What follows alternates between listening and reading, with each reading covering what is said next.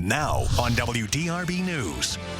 The risk for severe weather goes through the roof later today into tonight. A couple thunderstorms up to this point, but the real game comes on around dinner time. We're going to get into future radar, and I'm going to show you where I think tornadoes are likely. We as a community now, it's time to move forward. Louisville's mayor one-on-one his plan for LMPD and moving past recent scandals. It's been the subject of code violations and complaints for months. Now Afrikaansa Lounge is shutting itself down. What nearby neighbors and business owners says it means for the rest of the neighborhood. Good morning and thanks for joining us. We have a chance for severe weather today. Jude, our weather team has been tracking that tropical storm Beryl as it's moved through Texas, and the impacts could reach us today. Yep, it's here, and over the last 2 weeks, we've watched this thing down in the Caribbean, the Gulf of Mexico, and by tonight, the center of that circulation rolls through town with the likelihood for severe thunderstorm warnings and tornado warnings. This is just a little early morning appetizer as we get the atmosphere conducive for severe weather. We have a nasty storm that has been straddling the Ohio River. It's up around Westport. This is going to move just north of I-71 for the next 10 minutes or so. So Oldham County and then back into northern Clark County. It's moved away from Charlestown and the East End Bridge. Really heavy rain. I mean, you can't see. That's how hard the rain's coming down. We have 4 lightning strikes, but there's a little bit of wind involved, some gusts about 30 to 40 miles per hour. If this cell was here, say 5 or 6 o'clock this afternoon into tonight, this would probably have a tornado warning. Right now, we don't have the perfect setup to get this thing to spin into a tornado. But this is the kind of atmosphere we're looking at for the remainder of the day as we bring on the heat. It's already really humid. It's about to get even stickier. I want to show you the satellite. This is the worst possible scenario when you see the developing breaks in the clouds. We discussed this quite a bit this morning. That dry slot would move in from the south. I want to tilt this and show you what's happening. For the next few hours, our weather arrives from the Tennessee Valley, and there's no thunderstorms there. So that is just heat, which equates to fuel. So when the thunderstorms come in late day into tonight, this line of storms starting to billow up, that's when I think it's boom time, as we see the likelihood for not just damaging straight line wind, but there's probably going to be quite a few tornado warnings. This thing is coiled up out around Little Rock. There's the center of circulation, which was once the hurricane, then the tropical storm. Now it's just a big swirly. But ahead of that, feeding the beast with the heat, Nashville at 86. We're going to have some areas today in the 90s. It's going to feel like it's 100 degrees. You start to put that wind energy in the mix, and that is going to bring on the likelihood for numerous severe thunderstorm warnings and tornado warnings. We still have a lot of time before we're there. I mean, we have hours and hours before we get closer to the center of circulation. Through 2 o'clock, not much happening here in Kentuckiana. Again, while it's nice to see some sun, I mean, it's pretty, it's good if you want to go to the pool. But speaking from a meteorologist viewpoint, that is not the thing we want to see. All of this dry time will make us primed to explode with these thunderstorms coming in around 6 o'clock. I showed you that storm that's up around Oldham County right now. So those same kind of looking cells will most likely lead to some tornado warnings. I have a feeling at 6 o'clock when you're checking in with Mark and Bryce, there's going to be a tornado watch for much of Kentuckiana. Coming up in a few moments, I want to go county by county and show you exactly where I think tornadoes are most likely. Bright moisture that we're feeling today, some rain and thunderstorms that a few locations have had already. But the main course comes in close to supper time, up to around sunset, later on tonight. That's when I think we're really going to have to pay attention to the radar trends. Right now, as we're getting things ready to go, getting things unstable, we're not quite there to where we have the tornado threat like we're going to see develop at the end of the day into tonight. Although this thing right here is ugly. I can't wait for it to be out of our viewing area in about 40-45 minutes, as it has been straddling I-71. A little bit of lightning, not a bunch, but it has held together for the last few hours with some winds gusting 30 to 40 miles per hour. So this will move through Madison right now up around Campbellsburg, mile marker 33, state police post there. Carrollton and then up towards Vivian, we will say goodbye to that. That's dropping about a quarter to half inch of rain in about 15 to 20 minutes. As this moves to the north, and we'll get rid of it, underneath it, almost in the span of 10 to 15 minutes, you're going to go from those gnarly looking storm clouds, and then you're going to find some breaks in the clouds and probably see a little sunshine. And then once you go back out west, there's some heavy rain along Interstate 69, but really our viewing area, you can see the counties highlighted that we cover. There's not much happening. And much of the day is going to be out without thunderstorms. I know there's a grim outlook because we're saying we have the likelihood for severe thunderstorm warnings, the likelihood for some tornado warnings. But from now through about 3 o'clock, there just isn't going to be much going on here locally. But when you see the trends, this dry slot, for hours and hours of quiet weather, allowing the temperatures to heat up, which will fuel the instability, we're going to be in that through the rest of the day. As the temperatures climb into the low 90s in some areas, when the center of this circulation moves on top of us into the Ohio Valley, then we're going to see the chain reaction happen when the thunderstorms tap into it. And that's when there's probably going to be a tornado watch for parts of the area. 83 right now in Louisville, taking a whiff of like some high octane super duper dew points. I mean, the humidity is ridiculous, and that will continue to increase. The dew points are in the low 70s. There's more fuel. Bardstown 85, the dew point in the low to mid 70s. It feels like 92. Here's another part of this forecast today. It's going to get up to about 100 or so with heat indices because of the heat and humidity. So we're in the front side, the hot pocket, as that low pressure comes out of the boot heel of Missouri up into southern Indiana. We have the likelihood targeting all of Kentuckiana for severe storms. That doesn't mean every neighborhood, county is going to have severe weather or trees knocked down or tornadoes. But this is where the ingredients are most conducive to give us the likelihood for severe thunderstorm warnings and tornado warnings.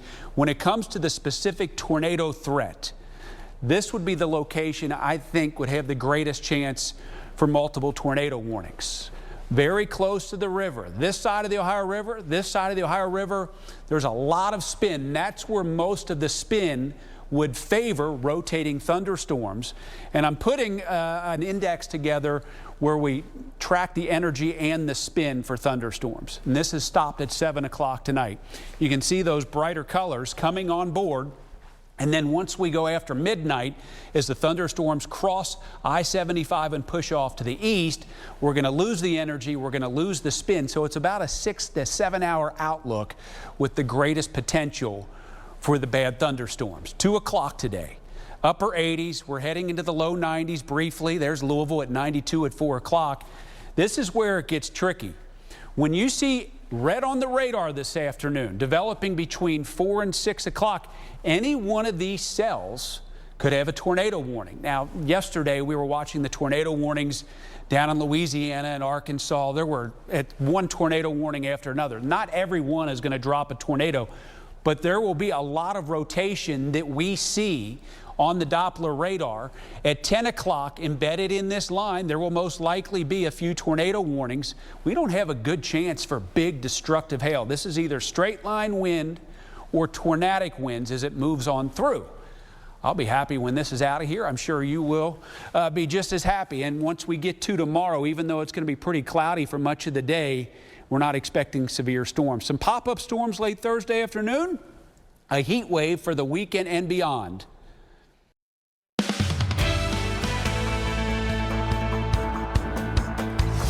Thanks for staying with us today at noon. You need to stay weather aware this afternoon and evening because Jude says we're tracking some severe weather. Jude, several areas could be impacted. Yeah, and this go around, it looks like we have the likelihood for some tornadoes still hours away. You know, usually this time of the year, the jet stream needed to get tornadoes, that's up in Canada. This is a severe weather season up in Canada. The reason this one's a little bit different, we have the remnants of a hurricane. Beryl is coming through late day into tonight. So that will have plenty of wind energy that is usually not here. Shelbyville, we've seen a shower quickly impulse just in the last 10 minutes. That's a quick downpour. That strong thunderstorm moving up 42 and 71 is almost outside of our viewing area. The trend is better. The trend is down to 1 lightning strike. It had quite a few in the last 2 to 3 hours. Up in southern Indiana, splash and dash, but much of the remainder of the afternoon is going to be without rain and thunderstorms. So if you have errands, if you want to go grab a bite to eat, you want to go to the mall, you want to go out for a walk, you know, most locations will be without rain, and most of us won't even have to worry about severe weather through 3 or 4 o'clock. But the later we go into the day, and especially into the evening, that's when we become ripe. Here in Kentuckiana, starting to see the thinning of the clouds. This dry pocket continues to advance in. You know, what's really going to energize the atmosphere is going to be the heating of the day. And once this gets closer, we're going to be right in that zone where thunderstorms blossom. And we're going to have the likelihood for some severe thunderstorm warnings and unfortunately some tornado warnings. E-Town now in the mid-80s. The clouds are getting bubbly, but you know, they haven't built up big enough to where they've turned into thunderstorms. Cordon's around 80. Bardstown on our way into the 90s and feeling like 100. Look at this wind machine. We all remember Ike. If we were around here, even anywhere in the Ohio Valley in 2008, we had those winds 70 to 85 miles per hour all over the place. This is not Ike. This has a lot of wind, but it's much weaker. What it has, wind shear. The winds change direction with height. So later today, as that low pressure approaches, we're in the red zone, meaning severe weather is likely. And whatever thunderstorm develops in that red zone could turn into tornado warnings. I'm going to get closer. We'll go into Kentucky and do county by county storm tracking, and then also look ahead in the 7-day forecast. Some summer heat and humidity. If you have swim plans, you might be happy about this one. WDRB weather is sponsored by the Window Source of Kentucky. That was a lot of good information as we prepare for storms tonight. Yes, storms that we've had in a few locations. It clipped Louisville, Floyd County, Clark County. We had some heavy rain. Yeah. I mean, in New Albany, I was looking at the downpour that moved in. And then when it came to downtown Louisville, barely anything. So a world of difference with that one cell that's now moving from Madison, working away from Carrollton. And as you head from Louisville down south, we have cleaned the mechanism, the rain mechanism, not like it once was. We're going to dry out for a while. So this is not a washout. This is not all-day severe weather concern. In Vevey right now, that's the heavy rain that we once had around Louisville. Back out west, this is I-69. This is Vincennes. This is the town of Patoka, not Patoka Lake. Patoka Lake's over here. But this is that channel of heavy rain. You see how everything's moving from the southwest to the north-northeast. We're actually in a favorable location to enjoy some really nice weather before it gets a bit hairy. New Albany's rain cooled. We were in the low to mid-70s when that downpour burst on through. It's 78 now. Conversely, Louisville in the low to mid-80s and rising fast. North winds at 14 miles per hour. We're not into that real corkscrew wind just yet. But when you're watching Mark's updates later on this afternoon, that wind's going to be more from the east-southeast at the surface, and that is trouble.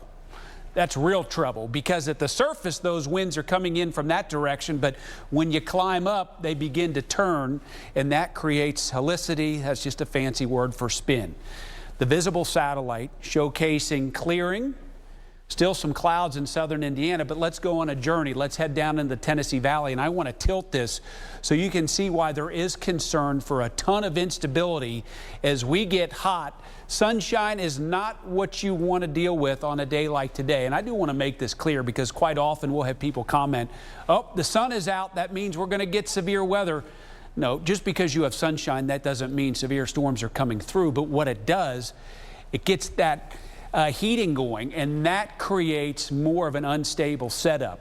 I have this tilted so you can see where the clouds are beginning to build up. These are turning into showers and thunderstorms. As this spins on in late day into tonight, it's going to interact with this atmosphere that has the 89-degree temperature in Nashville moving up I-65, that has temperatures that will be in the low 90s with dew points that are tropical.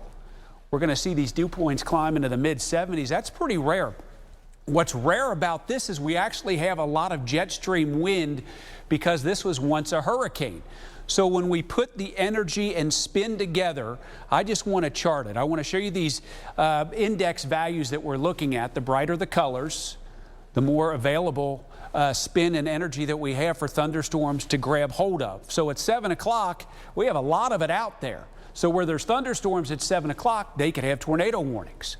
At 2 o'clock in the morning, as the atmosphere is cooling, we lose a lot of that instability, and most of the thunderstorms are advancing off to the east into central and eastern Kentucky. But I want to show you where we have the greatest potential to deal with tornado warnings later on today into tonight. It's essentially the Ohio River, and as you head south into central Kentucky, southern Indiana, this is where the environment would favor rotating thunderstorms. It's going to be real difficult to make it through the next 12 hours and not see at least some tornado warnings. I would imagine at some point this afternoon, Storm Prediction Center will place a tornado watch box in effect for parts of Kentuckiana. At 4 p.m., there's still a lot of nice weather to be had, although it's getting a little gurgly. The atmospheric stomach is getting upset, so you can feel some of that rumbling coming on, and that will turn into some of these thunderstorms. Where there's red on the radar, it could be enhanced by some of the spinning winds to turn into tornado warnings. Once we go from midnight through about 3 o'clock in the morning, we say goodbye to it. Thank goodness, out of here. Tomorrow, in with some clouds, some late day breaks in those clouds. That's a possibility, maybe some morning drizzle.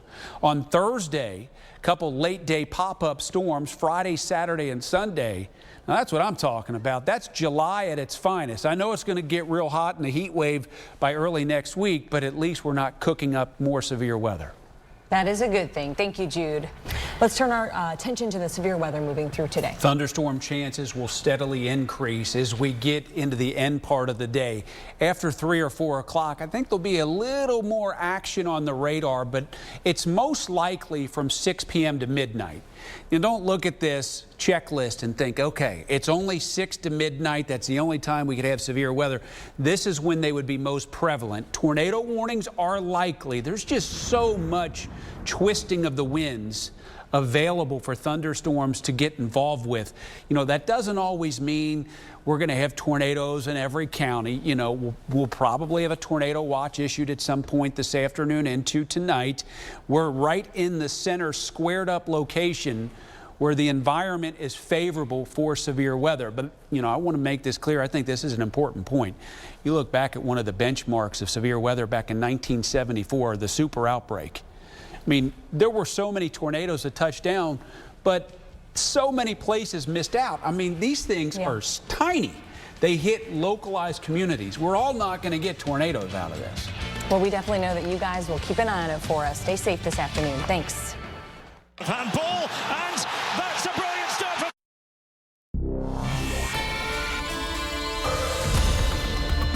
Well, we knew this was going to be probably a long afternoon. Now we've got our first tornado warning that's already been issued for our area, and honestly, as I think we go, we're probably going to be looking at a lot more. I think we're kind of in the beginning.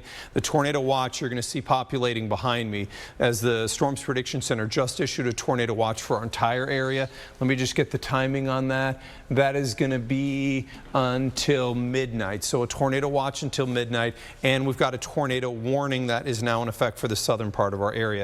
So again, I will note, if you're looking on the bottom of the screen where the crawl is located, you can see that the tornado watch does indeed cover every one of our counties. I'm just going to make a quick tweak to this graphic so you can actually see all counties included within our area under this tornado watch. So there's no counties within our viewing area not included.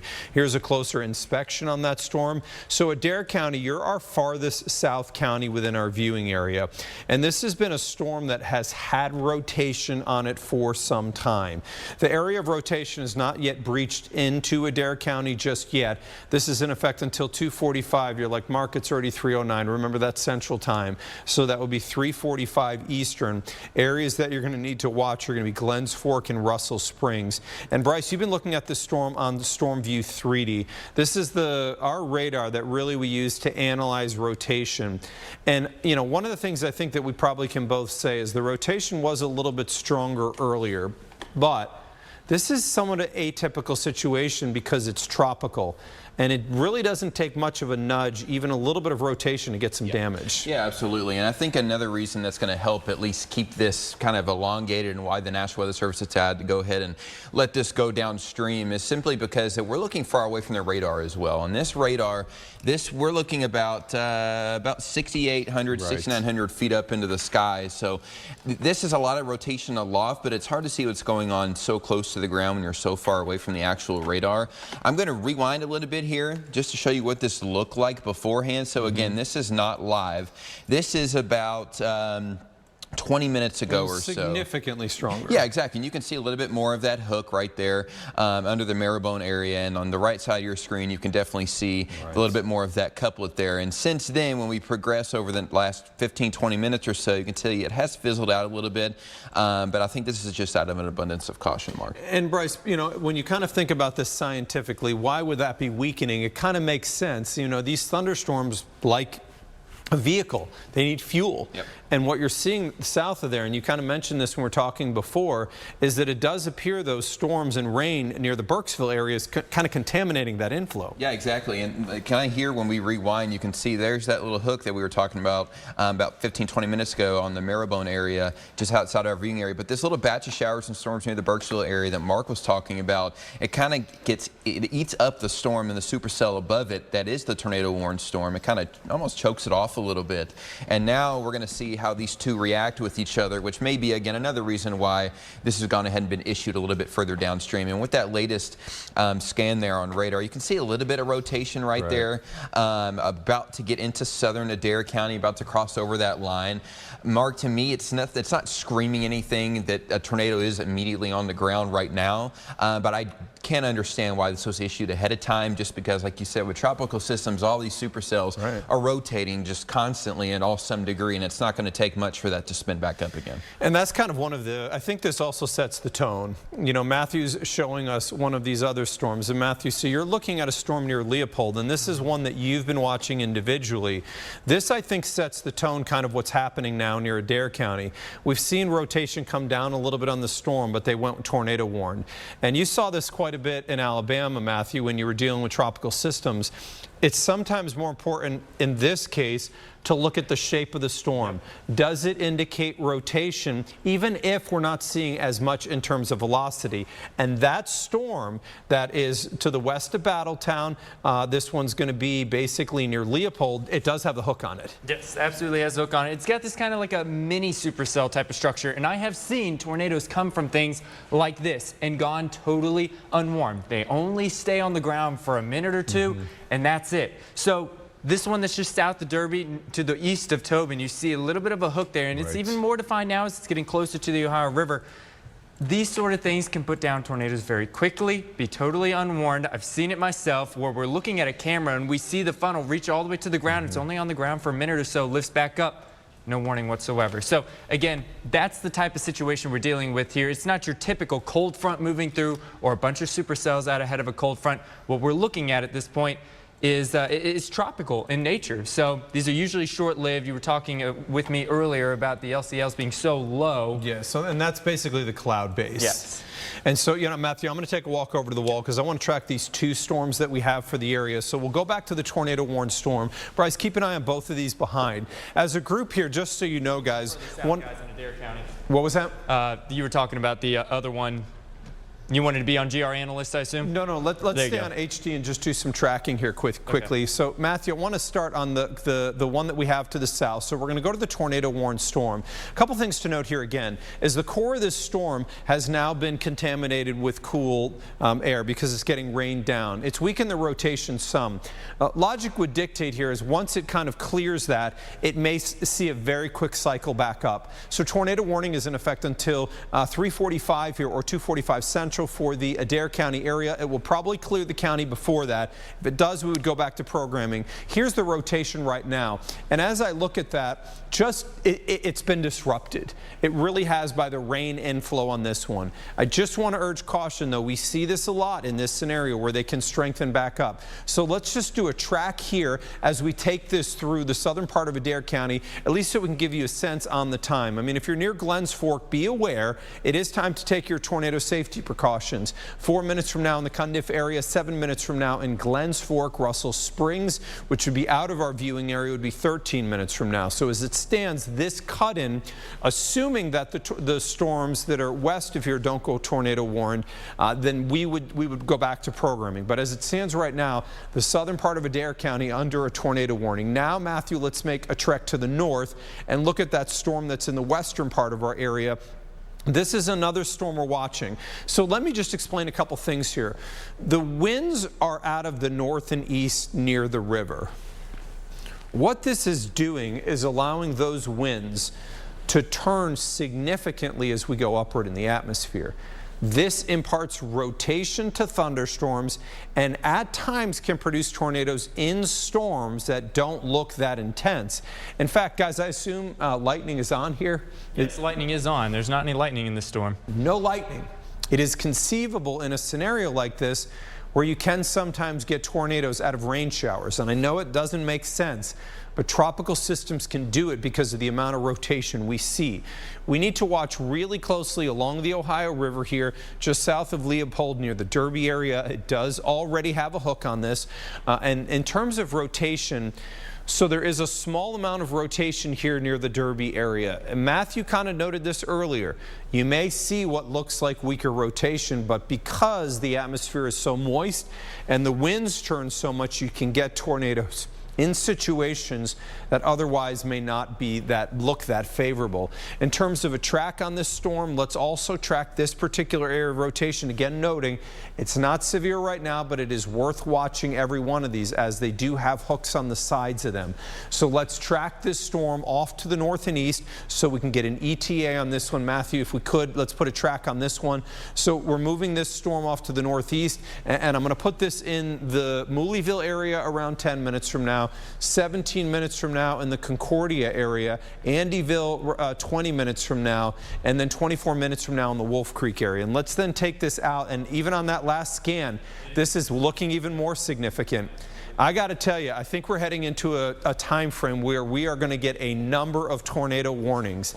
That one is definitely starting to come up. And Bryce, we also need to be aware that near West Point, there's another tower going up. All of these are right along that quasi-warm front right now. Yeah, definitely. And Mark, I think it's something worth mentioning as well is we're getting some calls about soccer on Fox right now. It is a Fox thing, and we're just going to have to break into it, and we're just going to have to keep an eye on these storms until then. When we are confident that we don't see anything that is a threat to life or property any longer, we will switch back to that soccer game. So that's just something to keep in mind. This is more important anyway. But as Mark mentioned, that storm that Matthews is on right now, right on the river, just south of the Derby area, you can see a little bit of that broad rotation right now. And this is not warned. And as Matthew mentioned earlier, does not have any lightning on it either. But this is still really worth watching because you can see that classic hook echo that's trying to curve down to the south. And Matthew, if we were to have a tornado occur in the storm, it would be right down on that hook as you were just mentioning right there. And when we look at GR2 analysts, we can see a little bit of that broad rotation. I'm going to put a storm relative velocity on this so we can get a little bit of a better look at it. This is definitely getting tighter as it's now on the river for sure. This is a real storm to watch here. Bryce, I'm going to let you do that real quickly and just show from Matthew's source here how we're starting to see that hook becoming even more and more noted. Bryce, you've got that set up over on analyst now, and I'm going to come back over to you. Yep. Yeah, and again, you can see these greens and reds getting a little tighter. So this is the cup that we're going to be watching. If a tornado is going to occur, it's going to be in this little notch right here. And you can see with that newest update, it's a little blocky, but there's still that hook there. It's a little messy, but inflow, exactly, there is a huge inflow, as Matthew was mentioning, with that kind of wind getting pulled into the storm, Matthew, that's helping to get this thing rotating. And this is what we're going to have to be watching for a good chunk of the evening. I'm going to pull up correlation coefficient, and we're going to see if we have any tornado debris signature. We see a little drop here, and it doesn't look like it's in high reflectivity. No. So, Mark, I wouldn't say that this is a tornado debris signature since it's not under that high reflectivity, but this is something we're going to have to monitor pretty closely as we head over the next few minutes or so. It's close. Yeah. I think it's inconclusive right now. I'm kind of a little bit surprised that there's not a warning on that storm as it stands. I think one will probably come out any minute. Again, oftentimes, and I understand the hesitancy here, it's a shower. This is what it looks like. It doesn't look like a storm, but it has the classic characteristic. It just looks like a mini supercell. It's got a forward flank. It's got a hook. It's got that inbound region. Everything that you would be looking for, and there is rotation within this.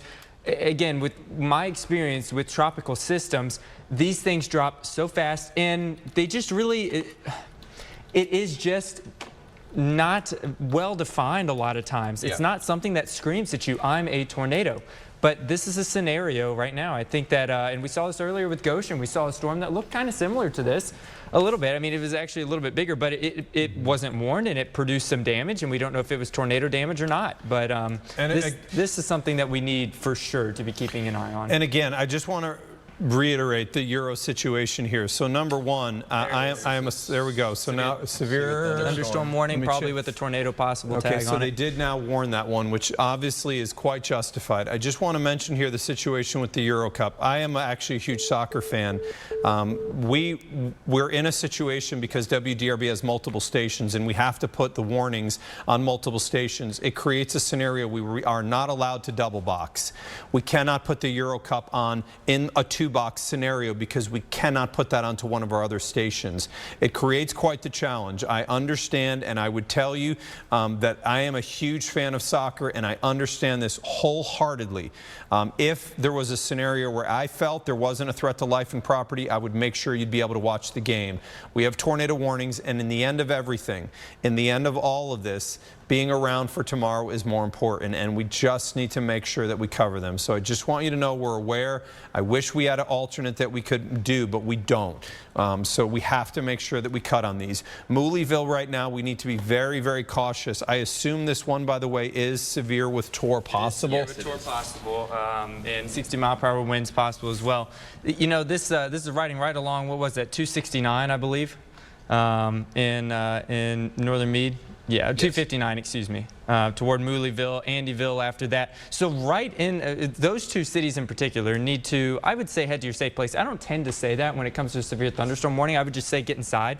In this scenario, I would say go ahead and get in your safe place for the Mooleyville and Andyville folks and anyone that's in between those two along 259 because this storm has that structure and it could very well drop a tornado at any moment here. So we're continuing to watch these storms here. The storms we're in a scenario now where I believe that we're going to start to see many of these storms intensifying. So the one in Breckenridge, Crawford, and Meade's tornado warn. We've got a track on this one here. And so this one's going to take it to the Mooleyville area 4 minutes from now. And I'm going to tell you something, guys. When it comes to today, please do not think of severe thunderstorm warnings as only severe thunderstorm warnings. I really want to be clear on this. Consider every one of these that they could drop a tornado instantly because this is going to happen really fast on these storms. 8 minutes from now in the Concordia area, 11 minutes from now in the Andyville area, and 18 minutes from now going towards New Amsterdam. So be thinking down the line here. It's eventually going to be crossing over into Harrison County. And we'll take this out just a little bit because I want to show you the multiple storms that we have. One of the things I'm really interested on, and this is something we've got to watch, is there's another one of these storms that is firing just west of Muldrow. What is going to happen on this one is we have great visibility of this storm from our cameras. So this one in particular we should be seeing developing, and we should be able to tell if it's got a rotating updraft and if it does generate a tornado. We've got a camera in New Albany that will be looking south, and then one from the 800 building. But we need to watch. Each one of these are going to be strengthening and has that potential to produce tornadoes. The tornado warned storm will move back to the south on this one. Bryce has been kind of inside and eyeballing it. Let's move to the south if we could. Matthew and Bryce, I want you to keep an eye on that storm that's further off to the north. So we continue here with a tornado warning, and one of the things we notice about this is that, remember, the storm with the rain that had slowed down that rotation near Glens Fork is now starting to get absorbed. My hope is that the storm will emerge on the other side of the county. When it does and drops out, that it would, if it intensifies, it will have left our area. But as it stands right now, we have a tornado warning for Adair County until 2:45. Remember, again, if we can go back to the Euro Cup, we will immediately do that. I'm going to get flooded on social, and I can tell you I don't enjoy it. But in the end of everything, we still have to bear the responsibility when there's a threat to life and property to watch. Let's do, if we could, look back and at the rotation within this storm in the southern part of Adair County. It is coming up just a little bit again. So now that that merger has occurred completely, I think we're probably going to see, there's when the rotation was more intense north of the Burkesville area. It went down as the merger was occurring, and now we're starting to see that rotation starting to come back. So this storm that's near the Glens Fork area, guys, I don't think this one's done. I really don't. I just think it's waiting for that merger to complete, and then it should likely intensify and spin back up. And it does have a lot of lightning with it. I would say this is the stronger of the two. While it doesn't look like the more defined of the two, it's got more intensity to it. It potentially did produce a tornado earlier. We saw that much tighter rotation when it was further south, as you said, just north and west of Burkesville. Rotation maybe starting to come up just a little bit near Cundiff or on the western side of Cundiff, so we're going to be keeping a close eye on that. Bryce has got it pulled up as well on another setting, and I can see that rotation starting to come back a little bit more. So this is for southern Adair County specifically, and it'll be moving through the eastern edge. It'll be east of Columbia, so those that live in Columbia, the rotation is going to be south and east of you, but heading toward Russell Springs, which is just outside of our area, up toward Decatur as well. So maybe you live down in Adair County, you've got some friends over in that direction, go ahead and give them a call, let them know. And I think that we're trying to get, there it is. And I just want to mention here, so thank you to our news director, Jen Keeney. Obviously, we know the Euro Cup's a big deal. Now we have it on the bottom left part of the screen. There are challenges. Again, I just want to state, doing a two-box is somewhat of a challenge. WDRB operates as a different station than many other because we have BKI and MYO. And so when we have a tornado warning, we have to broadcast to all of those stations. As you know, the Euro Cup is a Fox entity product. We cannot put that on BKI or MYO. Appreciate our production guys in terms of finding a way to get that Euro Cup on there so that you can watch it. Trust me when I say this. We appreciate you guys, and we know that this is important. Please give us a little latitude as we protect the lives and property of many of the people in our area. So as we look to the north, I'm going to take it back over here to Matthew. You're watching that storm that's been near the Derby area. So this one does look a little bit flatter to me. It had more of a little bit of a ball and a hook on it earlier. This may be flattening. I think that this one being really close to the warm front is going to be somewhat of an oddity. I think what we're going to see with this one is it may not show lightning, and it may show supercellular characteristics briefly. I would say this is the kind of storm I'd be more concerned about dropping a brief tornado. The ones that are coming up from the south are in much more fuel, and as those start to lift northward through the evening, my concern would be those could produce tornadoes that may stay on the ground a little bit longer. But this one right now still showing no lightning whatsoever in the Derby area.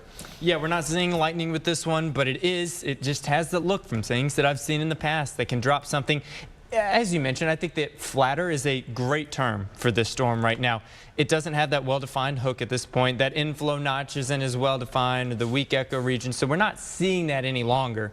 And not to say that it can't pop back up, but this is right along the Ohio River in the Derby area, just to the west of Mooley, and I do think that it's going to move just north of Mooley toward Dexter, Concordia, maybe toward Magnet. It's gotten more of a northerly component to it rather than a northeasterly component like it did just a short time ago. So either this thing is weakening and starting to fizzle out some, or it's just taking on more of a northerly component and may hold together. So Bryce, I know that you've been checking this out as well over on GR analyst there. What you got for me? Yeah, and I just want to point out these storms that are coming from the southwest, and this is what's going to have a lot of our concern for later on here within the next few hours. You can see two tornado warnings, one near the Hopkinsville area, another one near the Kentucky-Tennessee border, and you can see the rotation in some of these storms. They are all rotating in some degree, and they are heading toward our viewing area. So this is what's going to be next up. As we look back to that actual tornado warned storm down to our south and southern Adair County, you can see these areas of broad rotation. And I want to point out again, we're looking 6,800 feet up into the sky right now. So this is likely not rotation that is that far to the ground, but it's almost impossible to tell from this far. So this is why this tornado warning has been issued further downstream. And when we look at correlation coefficient, which is going to be on the right side of your screen now, you don't see any of those bright colors dropping in that high reflectivity where it's raining really hard, where that rotation was. You don't see that. So that is telling me that this is still not on the ground, or we can't see that load to the ground to where it has an immediate concern from me. But as this rotation continues to push over, you can see as it goes further to the north and east, it's got a little bit of a funky trajectory to it. So if you're in between Cundiff and Columbia in Adair County, I would go ahead and still be in your tornado safe place until this passes, whether this is showing radar or whether it's showing, rotation at the ground or not. As we look back up to that other severe thunderstorm warning we had, as Mark and Matthew were mentioning, it does look a lot more flat. You don't see as defined of a hook anymore. And when we look at velocity, you don't see much of a couplet either with it. So this isn't screaming really strong rotation like it was earlier. Still, if you live in Concordia, you live up toward Alton, this is something that you really need to keep an eye on. And this still has that tornado possible tag with it. And it's scenarios like this, Mark, that this was created in the first place a few years ago, was for scenarios like this to where it could happen in an instant. And I think that's important to note here. If you're waiting for a tornado warning on this, understand that this can quickly produce tornadoes. So we need to be really careful in the Mooleyville area and in Concordia. It's right along the Ohio River. The interesting thing about this one is it's sitting right on the warm front. So the instability axis is substantial as you get to south of the Ohio River. This thing may just be a touch north. Those storms that are further south, the ones that are over southern Kentucky, have substantially more fuel. And as those lift northward, they're going to lift into that very favorable wind profile. And a number of these are going to have tornado warnings. I believe the storm that is near the Columbia area is still dealing with what we refer to as merger. So if you look on the bottom right of that storm, there still is an area near Bryan that's getting ingested in there. Until that clears out, until we get that completely removed, it is still likely that that could conceivably generate some rotation, but once we clear that, I think that rotation is going to come up markedly on there. So we're continuing to watch that part. Multiple storms with at least potential for severe weather. The tornado warning remains in effect until 3:45. The tornado warning is in effect only for Adair County. I'm going to see if the Weather Service, what their plan is, if they plan on keeping this through the duration, but it really is still in Adair County, and honestly, they're going to have to keep it for probably at least 15 more minutes. My guess is that if we don't see any changes in the storm after it completely ingests that other area, I think they'll probably go with severe with TOR possible. So we're in a scenario right now, Bryce. I'm going to come back over to you on 3D. It's showing some rotation. Under a normal instance, I probably would say I'm not overly concerned. But when you have this much turning of the wind with a tropical system, sometimes these signatures may not look ultra impressive, but they drop these tornadoes, and we've seen them on cameras many times. Absolutely, and we just saw it on 4th of July as it moved through West Louisville. It can happen in between a radar scan where it's almost impossible to see, but I think this is a great kind of issue by the National Weather Service right now, warning you ahead of time, being like, hey, I know this doesn't look very impressive, but it can happen in between a radar scan, especially in situations like this. As Mark said, as a lot of this is, really all of it is rotating. But as Mark mentioned, right above that 2-box, right above that soccer game here, you can see this almost separate part of the storm that's still getting pushed into the original supercell that we were watching earlier, and it's trying to cut it off a little bit. So as Mark mentioned earlier, until that full merger happens with this entire supercell, we're just going to have to keep an eye on it, because you can still see that red and green still next to each other. But I want to, again, hone in on the fact that we're looking 6,800 feet up into the sky. And when we look at correlation coefficient on the right side of your screen, there is nothing in that high reflectivity that's popping out and showing me, hey, there's a tornado on the ground. So I do not believe that. But once again, we're so far away from the radar, it's better to go ahead and proceed with caution anyway. I'm going to go ahead and move back over to that severe thunderstorm warning that we have up near the Mooleyville and Concordia area. Still not showing me, at least, any signs of extreme tight rotation. The storm is rotating in general. That's why we call it a supercell. But nothing is screaming like it was earlier. You don't see that just really defined hook on the southern side of this storm like we did earlier. And that is what was most concerning to us when we looked at this and for the National Weather Service. And as Mark mentioned earlier, these storms down here to our south, folks, this is moving into a lot more of a conducive environment. There has not been a lot going on in this part of our viewing area all day long. It's very warm down here. Yeah, the dew points are very high. We're warming right along, or we're moving right along a warm front, as Mark was mentioning. And you can see the rotation in a couple of these storms south of our area is legit. And you can see a little bit of that hook and that tail. Significant rotation. Yes, absolutely.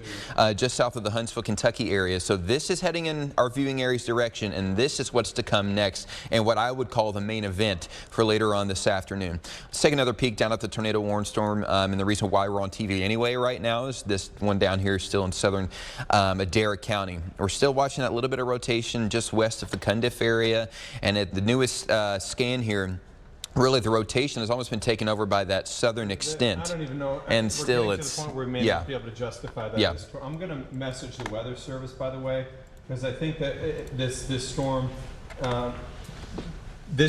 that's in Adair County right now, I don't know that you can justify tornado warning on it. Maybe severe with tornado possible. Yes. But the interactions are really, really hurting this storm significantly. I would say the strongest storm within our area, arguably, still is the one off to the north. It really has just rain on it right now. Mark, here's another little bit of that. It's a funky looking tail, but I think it's worth watching just across the river near the Concordia area. And you can see a little bit of an uptick in that rotation right there.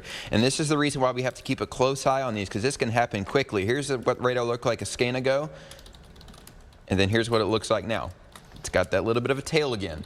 This is why they have tornado possible on this severe thunderstorm warning that's moving just west of the Concordia area, and heading toward Alton. And when we look at correlation coefficient, which I'm going to pull up on the right side of our screen once again, we're going to look for any pops that are in high reflectivity. So here's something right here, and we place a marker on it, and we see it's not under any reflectivity at all. So that's not a tornado debris signature. And that is really key, especially in storms like this where it could happen in an instant. And we saw that a couple months ago down in the Radcliffe area. It happened in about one scan, Mark, where we had that tornado debris signature pop up and then go away once again. So again, this is something we're going to be watching, and something we've been talking about here the past few minutes. That little tail on the southern extent there, Alton.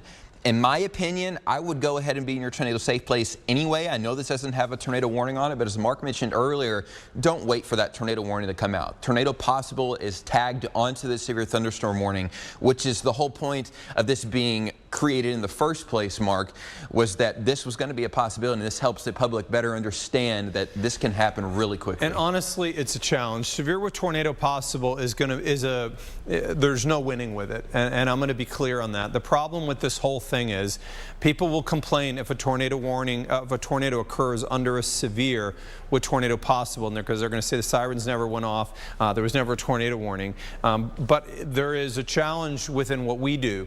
If we warn every single storm with a tornado warning that could, we go back to 2010, and in 2010, 75% of tornado warnings were bogus. They did not verify. After that occurred, the Weather Enterprise decided that we've got to get better in getting this false alarm rate down. And in doing that, one of the things we generated is the severe with tornado possible. We issue these when we think a severe thunderstorm can produce a tornado with little or to no advance notice.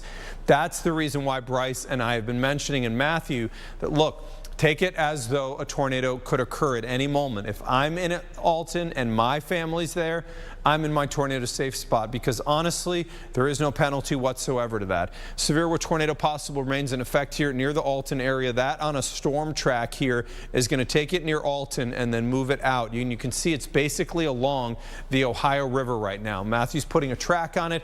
Let me get you time on that. So in the Wolf Creek area, 8 minutes from now, and 16 minutes from now in the Artist Point area.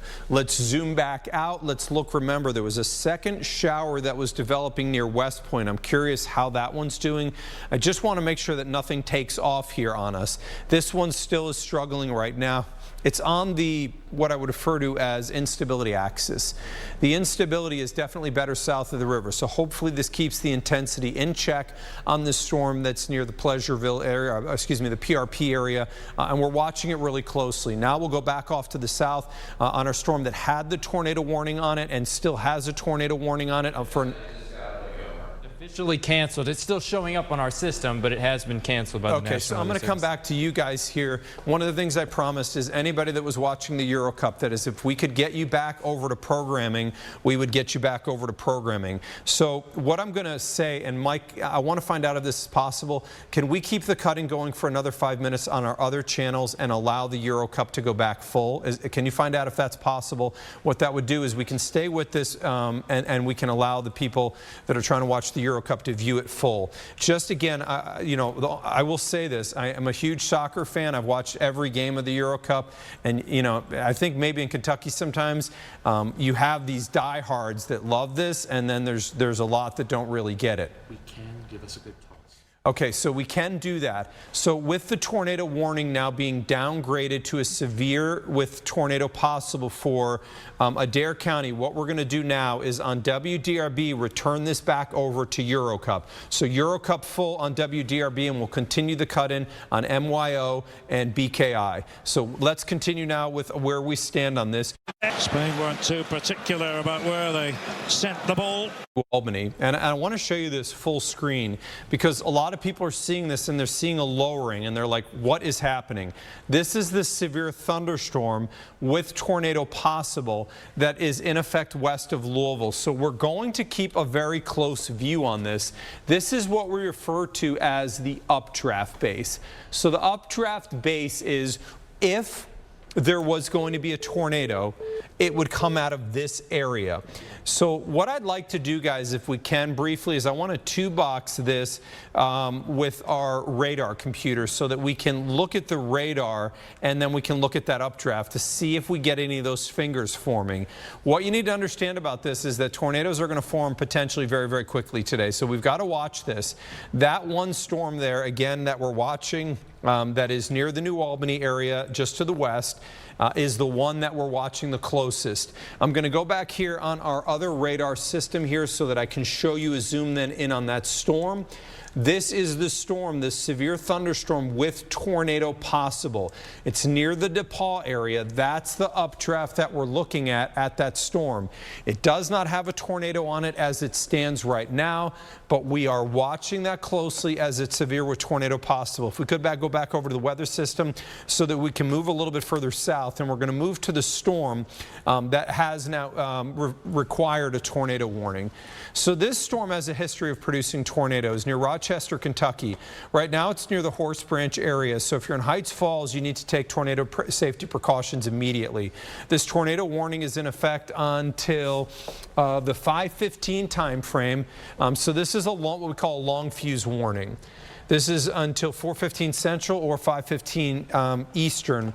And Bryce, I'm going to take it over to you on Storm View 3D. The rotation on this thunderstorm has been very significant at times. And as it stands right now, it looks like it's maybe tailed back just a touch, but still very notable rotation. Yeah, absolutely. And when we rewind a little bit, you can see where it got a little tighter, and now it's kind of hovering in the middle, and there's almost 2 levels of rotation here. And this is all around the Horse Branch area, right along US 62 there as it's about to cross over. And you can see, when you see a radar signal that looks something like this right above the soccer game there, you can see that real defined hook there and that hook echo. If we were to see a tornado form, it would be right in where this hook is, right just south of the Horse Branch area, about to move into extreme western and northwestern Grayson County. I'm going to pull up correlation coefficient on the right side of your screen here. So what we're looking for is colors similar to this where my cursor is,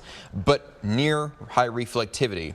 So a little bit of one right here, but when we place the marker on it, you can see it's not under that high reflectivity. So again, that is telling me that that is not a tornado debris signature, but this is where we're going to have to watch if a tornado tornado were to occur.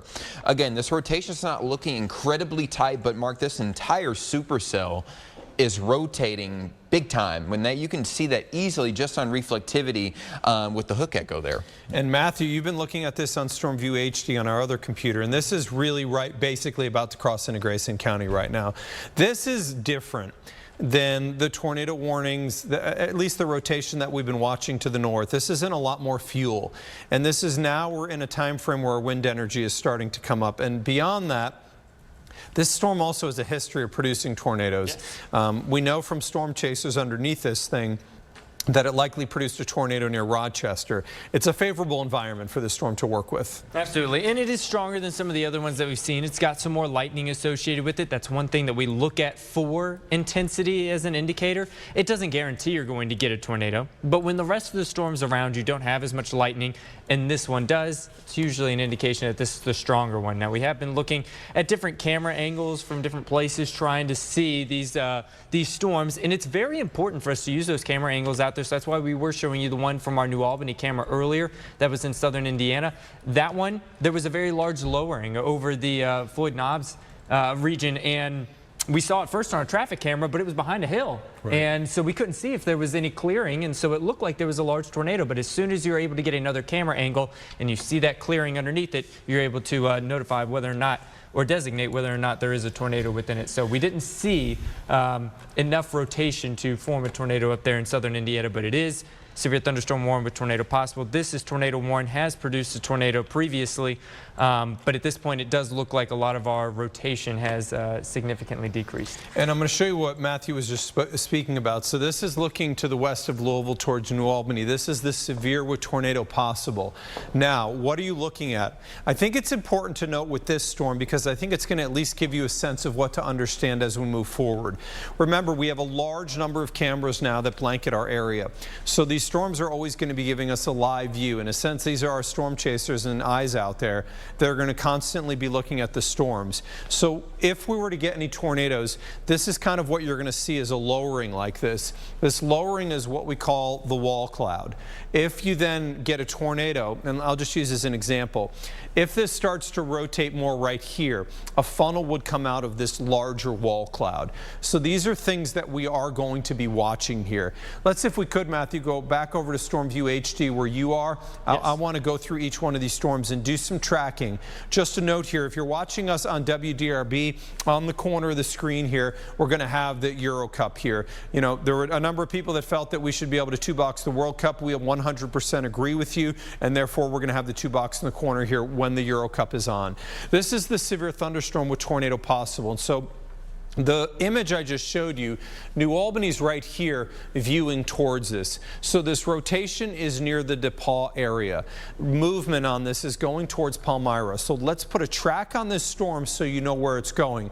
Remember, we have eyes on this storm with our camera, so we will know if indeed this does show signs that it's trying to produce a tornado. So 14 minutes from now, it will be in the Fredericksburg area.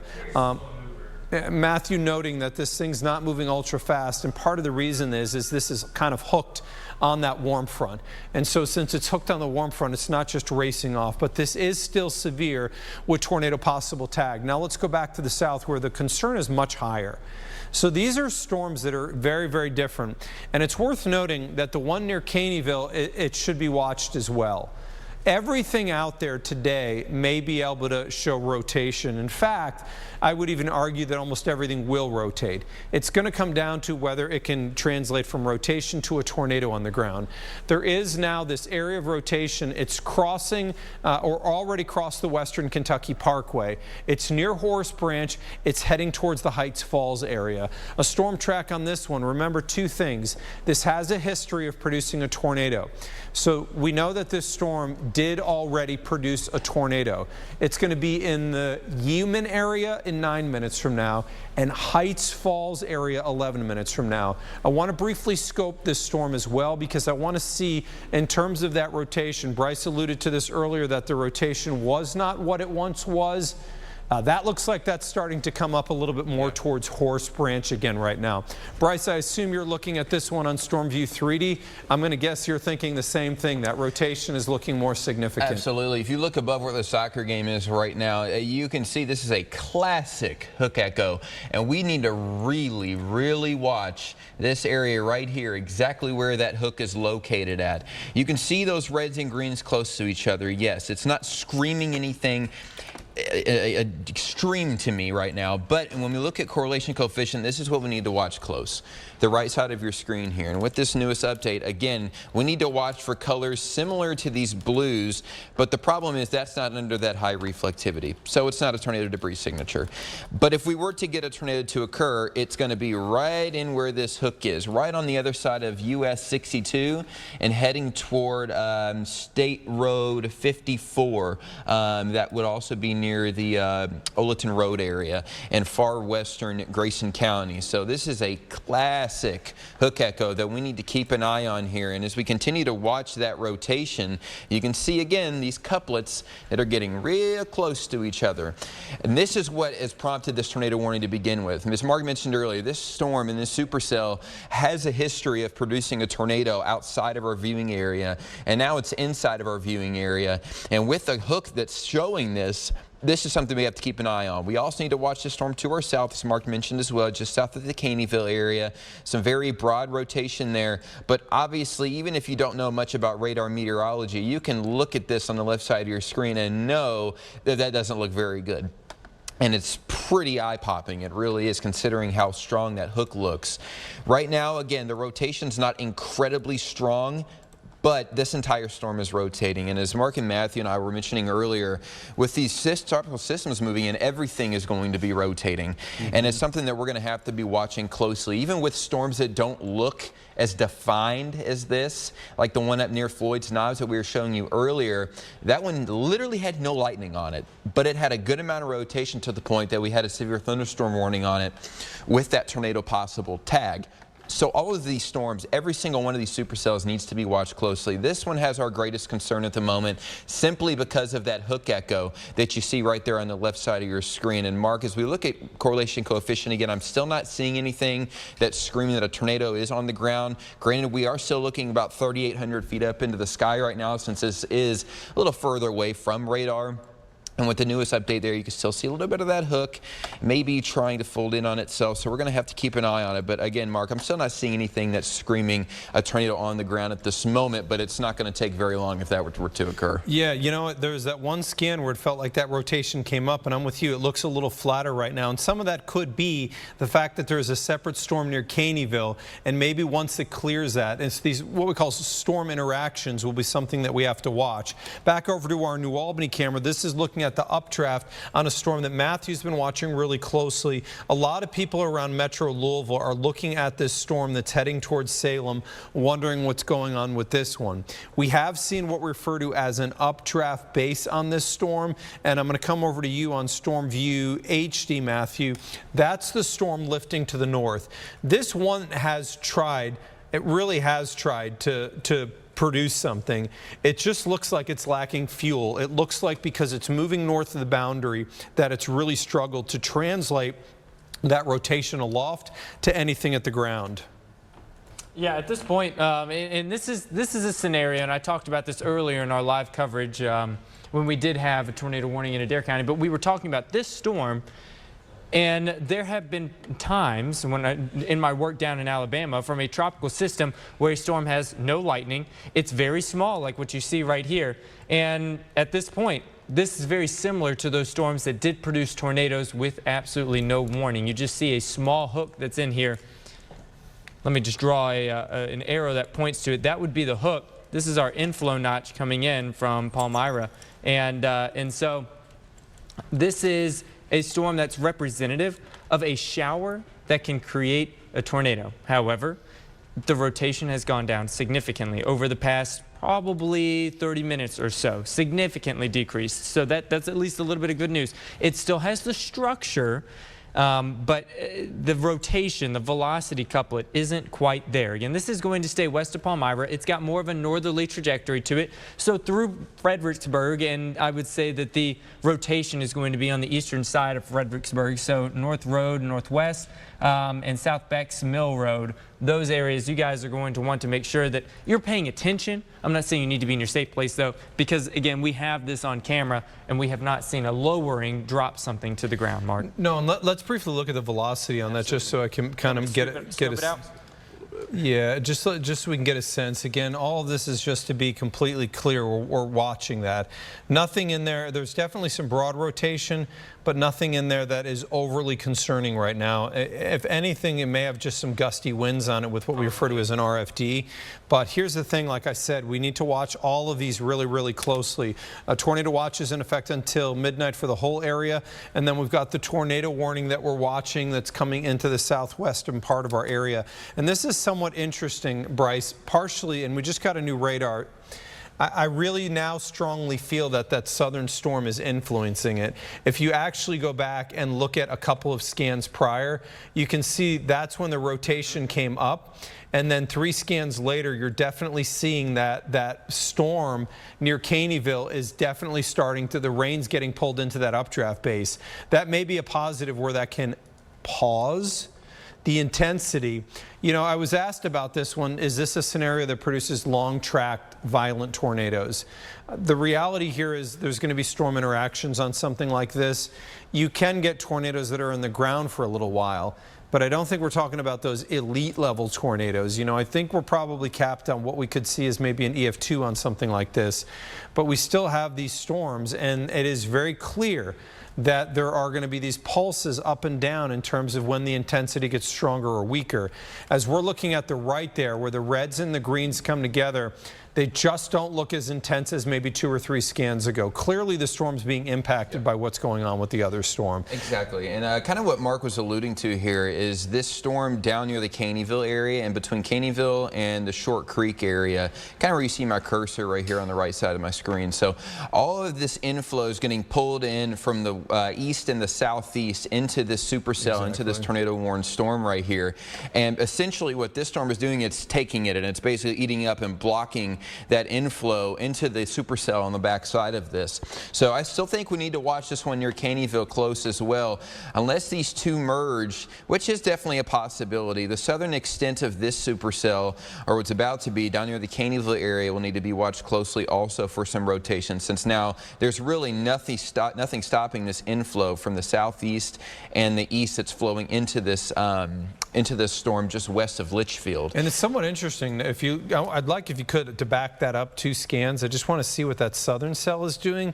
It may be an inverted supercell. If you look at that, watch the northern side of it, it's starting to tail. Yeah. So that may actually be generating rotation on it. Remember, this is a tropical system where prevailing flow is somewhat odd. So where you're used to seeing that rotation on the southwestern side of a storm, that may not always be the case in this scenario because the winds have a strong easterly component. Either way we look at this, it is clearly there's interactions going on that are stopping both of these storms from reaching full potential. That's a good thing, but we're going to have to watch moving forward if this continues. If not, obviously the atmosphere is very, very clearly supportive of rotating thunderstorms. In fact, look at Morganfield. There is not a tornado warning. You'll notice that one's purple. That is a tornado confirmed on the ground that's doing damage. So, you know, I really can't emphasize this enough. We're still in the beginning phases of what's going to be occurring here through the evening. The rotation potential with tropical systems is always high. My hope is that we get no tornadoes in our area, but I would be surprised, I really would be, if we don't actually get a tornado touchdown out of all of this when this is all said and done. In fact, going back to Storm View 3D, I'm going to take that back over there, Bryce, because again, you're starting to see that notable rotation there. Yeah. On that storm near Caneyville and Short Creek that may actually very well be rotating on the northern edge there, and it is starting to show some rotation now. Absolutely, and kind of what you said, an inverted supercell. It's this rotation just southwest of the Short Creek area. It is very odd looking. And it's, again, as Mark mentioned, it's inverted is what you could call it, because instead of hooking like this storm to the north of it, it's essentially choking off that one that has the actual tornado warning on it. And this one may become the main show that we're going to have to keep an eye on as this continues to rotate. And on the right side of your screen, you can see these reds and greens. I'll go back a couple scans here, and you can watch it progress between Caneyville and Short Creek. Those reds and greens getting a little bit more defined close to each other. So we pull up a correlation coefficient, still nothing that's saying anything's on the ground, but that doesn't mean that you shouldn't take this seriously. If you're in Short Creek right now in Grayson County, I take tornado precautions. You're halfway in that polygon anyway for the tornado warning. Downstream, we're talking Glendine, McDaniels area, and it looks like Martha just trimmed that up a little bit. Yeah, and let me give you the status update on that from the new tornado, or I will note tornado status update. At 3:44, severe thunderstorm capable of producing a tornado 15 miles east of Hartford. These things are not moving quick, by the way, guys. Still only at 25 miles an hour. Again, this is radar indicated, so we have no confirmation from the radar that a tornado has touched down. We have no spotters on the ground that have confirmed a tornado touchdown. So we're continuing to watch. And Matthew's got a scope in there looking at those storms. These two storms interacting right now definitely appear to be affecting each other. That said, each of these are still showing to some extent rotation, Matthew. Absolutely. So the one in Heights Falls, that rotation has come down from when we know that it did produce a tornado earlier, or at least from the pictures that we saw. There was a very clear funnel. Don't know exactly what damage may have been caused or anything like that. But the one on the eastern side of this storm that's over Short Creek, in correct me if I'm wrong, the 2C or Tallahassee area? I'm not 100% sure. Radar sometimes, sometimes radar will populate towns that are so small that I'm not sure on that one. So in that area is where we have another hook. So that storm is, as you said, bears watching. It is unusual to see on the northwestern side of a storm for us to get rotation there, but tropical systems, they have a mind of their own. It is different than a typical cold front or storms that are multicellular storms that form out in front of a cold front. So this is just a different setup than what we tend to see up here this time of year. And we've got the tornado warning. I'm going to head over the wall just so we can do some tracking. We've got the tornado warning in effect until 5:15. So this is going to be in effect for another 25 minutes. Obviously, whenever there's a threat to life and property, we're going to need to stay with the storms. There is clearly interactions that are occurring between the storms that is near Falls of Rough and the storm that's near Short Creek. And I firmly believe that this is what's holding this storm back, because it very clearly produced at least a large funnel earlier. You know, we don't know about confirmed tornadoes until we get the National Weather Service out there, but it was very clearly a funnel, and from what I understand, the spotter did report that there was a tornado. So there's an interaction now occurring between these two storms, the one that's near Falls of Rough and the other one that's to the south. Now, I know with Litchfield being so close, there's obviously great questions on what this means. So I want to zoom this out just a little bit so we can take a look at the Litchfield area. So this particular storm right now, remember, is moving northeast at around 25. So if this develops this area of rotation near Caneyville, which I will say right now is not. In fact, there's an odd rotation that's developed on the northwest part of the storm, but we would need to watch what's going on in Litchfield. As it stands right now, my opinion is if there's to be a spin-up or a tornado, it would be northwest of the Short Creek area. And so as we then track this is going to be making its march now into the southern part of Grayson County. We've talked about this a lot, but the storms to the north virtually have no lightning, and it's because there's almost no fuel there. The storms to the south have significant amounts of lightning, and it's because you simply have more fuel. All of this will be spreading northward, and then it will be spreading northward with better wind energy, and that's the reason why we have the tornado warning that is in effect. So now that there's definitely this area of rotation is now starting to get enveloped by the northern supercell. As I look at it, I still don't see any marked signature that really screams tornado on the ground right now. Let me take this out then to the wider perspective, and so we can look around our entire area. Again, I'm always a big fan of not hyperfocal on one location just so we don't get caught on something else.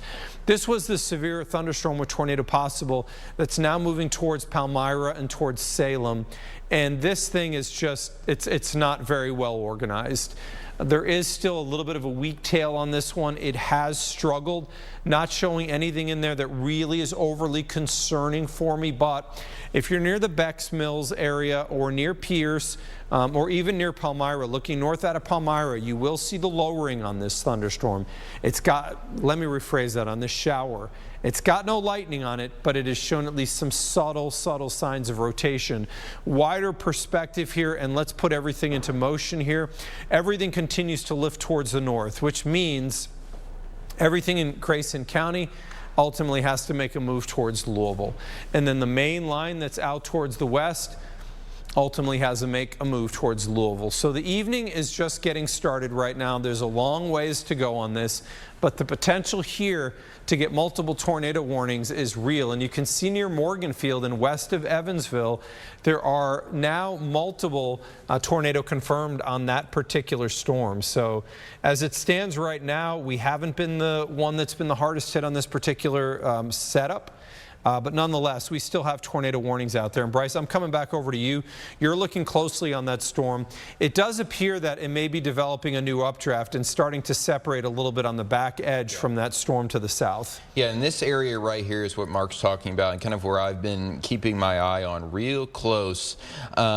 Because I'm keeping an eye on the right side of your screen, watching for colors like this. Now, this one's not under high reflectivity, but these little jumps right here are a little closer to that. So as new scans come in over the next couple of minutes, we really need to keep an eye on the southern half now of that new kind of looking inflow notch and almost what could be a new hook here within the next few minutes. Just to note, the soccer game is over now, so we're going to take this back full now. Now that soccer game is over, and we're going to focus on these tornado warnings moving through the southern half of our area. So again, this is far northwestern Grayson County that we're talking about, moving into southern Meade County. And you can see again this kind of just little bit of a notch right here in the southern extent of this storm. I'm going to really watch that right side of my screen there. When you pull up our rotation, once again, it's very broad, but it is there. So this entire storm is rotating. It's not showing any signs of tight rotation because this storm, as we talked about earlier, to the south, down near the Short Creek, Litchfield area, this one is almost choking this inflow off. But on the southern side of this storm, Mark, I do think we need to keep an eye on that little tail that's trying to develop southwest. Yeah, because if it can get a little bit further southwest, it can clear. The interesting thing, though, is still the flow on all of these storms is south-southeast. So if this thing can reform the updraft base and get back then beyond that Short Creek storm, it probably will increase the rotation. But here's the reality, though, Bryce. You know, you have the storm that's north of Litchfield. You also have a storm that's near Ruff, and then you've got a storm near Hartford, Kentucky. There are multiple storms out there. I really think that we're in an evolution stage right now where we're going to have to see if these become dominant and can clear each other. If there's this degree of interaction between these storms, cool will get sucked into the thunderstorm as it tries to intensify. Cool means you pour fuel in the gas tank, and cool means you then can never take advantage of the favorable wind energy for tornadoes. I'm not saying this as though it's bad. I'm saying this is where we are. The other intriguing thing, and I want you to keep that up there for a second, Bryce, because I want to speak to that particular image. You can see some of the disorganization that's going on here. So when we are talking about rotation, the blue here is clockwise. The green is counterclockwise. The blue is clockwise. The green is counterclockwise. What is going on here? Why are these cycling back and forth? It's because of these interactions. What we refer to this as is a couplet. So you have one that the cyclonic would be rotating anti-clockwise, and then the anticyclonics rotating the other direction. These are very clearly fighting each other, and you can see that very, very notably. If this then all goes over to blue, and then you get a green or yellow pop in the center of the blue, it means it's intensifying. But I think this image is very, very telling, and it speaks to why these storms are struggling right now. Distinct interaction. And by the way, that southern cell also now is, and let me make sure that is not tornado warned, or is that one severe? It is tornado warned until This is the problem. These are interacting with each other so heavily, and that clockwise, that anticyclonic cyclonic, one's going to have to take over. It isn't immediately clear which is going to take over, but that Short Creek storm, the one right now that's just north of Grayson County, that one's come up some. The rotation's a little bit more, and you know, one thing you're seeing here, and you guys kind of have worked over the last week in some of this stuff, although Bryce was on home with the baby for a little bit. I know you pretty well, Bryce. I assume you probably couldn't stop looking at radar, though. The one tornado warning that moved across You're watching. the Georgetown area, we were about to leave, and I looked at my phone, and I was like, oh. We're not leaving. Yeah, then we didn't go anywhere. But you guys see the Weather Service mode. Their mode of attack on this one's very different. They're not going to take a risk with this stuff, and there's going to be tornado warnings. And again, I want to say this. Moving forward, this spells a concept, Matthew, that is likely to result in many, many tornado warnings in our area today, because as you've got right there, just in Grayson County alone, we have 2 tornado warnings. And that one also, I'm going to go over to our E-Town camera, but that one is ultimately going to be going into Hardin County and Breckenridge County as well. Yep, so what you usually get with a tropical system is you're going to have a lot of small rotating cells, and we've got 2 that are right next to each other in Grayson County, getting ready to exit Grayson County, going into Breckenridge, going into Hardin here soon, or at least the western edge of it. We'll be able to see this from E-Town looking west soon.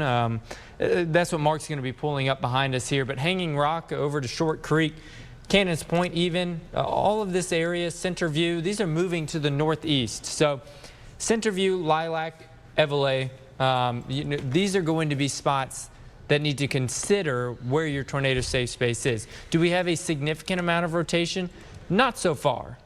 However, it has picked up from where it was earlier. So I do think that, again, the tornado warning is warranted at this point, because these cells will put down a tornado very quickly.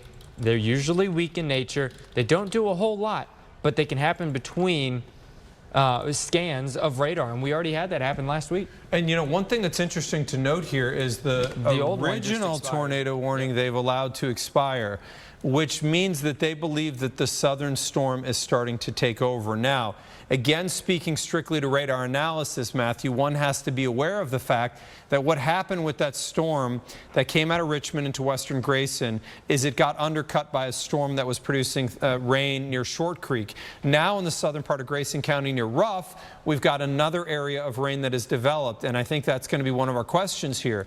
Is that going to stop this storm that's moving just to the west-northwest of Grayson County from reaching full potential? Is this going to weaken it a little bit? The time will tell in the next 15 minutes or so, but I would say that if that area of rain grows south of the tornado-warned storm in Grayson County, then that would spell at least some hope that this storm won't tornado. But as it stands right now, we have a tornado warning in effect for Grayson County. This one's moving towards the Centerview area. We'll do a quick track on this thunderstorm as it's making its march towards the northeast. There's a scope. The area of rotation is right near the Cobbler's Knob area, just to the west of Hanging Rock. This is our area, and it is somewhat challenging because there looks like there are multiple areas where we have some level of rotation within this thunderstorm. Ultimately, you do notice that there's lightning in there right now. Let's track based off this right here and move it to the northeast. This one going northeast at around 25. But let's track that, Matthew, based off exactly, you got it, my friend, right near 54. This one's going to be in Lilac 6 minutes from now, Hanging Rock 8 minutes from now, Evelyn, the Evelyn area in 10 minutes, and Centerview in 15 minutes. So what do? Just take your tornado safety precautions. In my opinion, with a tropical system, you're going to get tornadoes a lot easier than you would in other situations. If you go outside and look right now, you're going to notice the cloud base is really, really close to the ground. When you have low cloud bases, these can really, really easily produce tornadoes because the area of rotation doesn't have to traverse as much from the cloud base down to the ground. So take your tornado safety precautions in the Evelyn area in the Hanging Rock area, and then ultimately towards Centerview. Where would that be? Let's review that, even including Louisville. So if you have a basement, this is obviously always going to be the best spot. If you don't have a basement, think downstairs, so your lowest floor. Think the center part of the house, and think keep away from windows. So the easy way to remember this is I use the word duck. Downstairs, underneath something, center of the house, and keep away from windows. And I know those in Louisville are like, you know what, this isn't affecting my area, but let me tell you, it is very possible that this could be part of our future a little bit later in the day. These storms are going to continue to lift northward. Bryce, I see you peering in on that storm, and that is kind of a little odd there. That little green is... It is, because it's not inside of that reflectivity.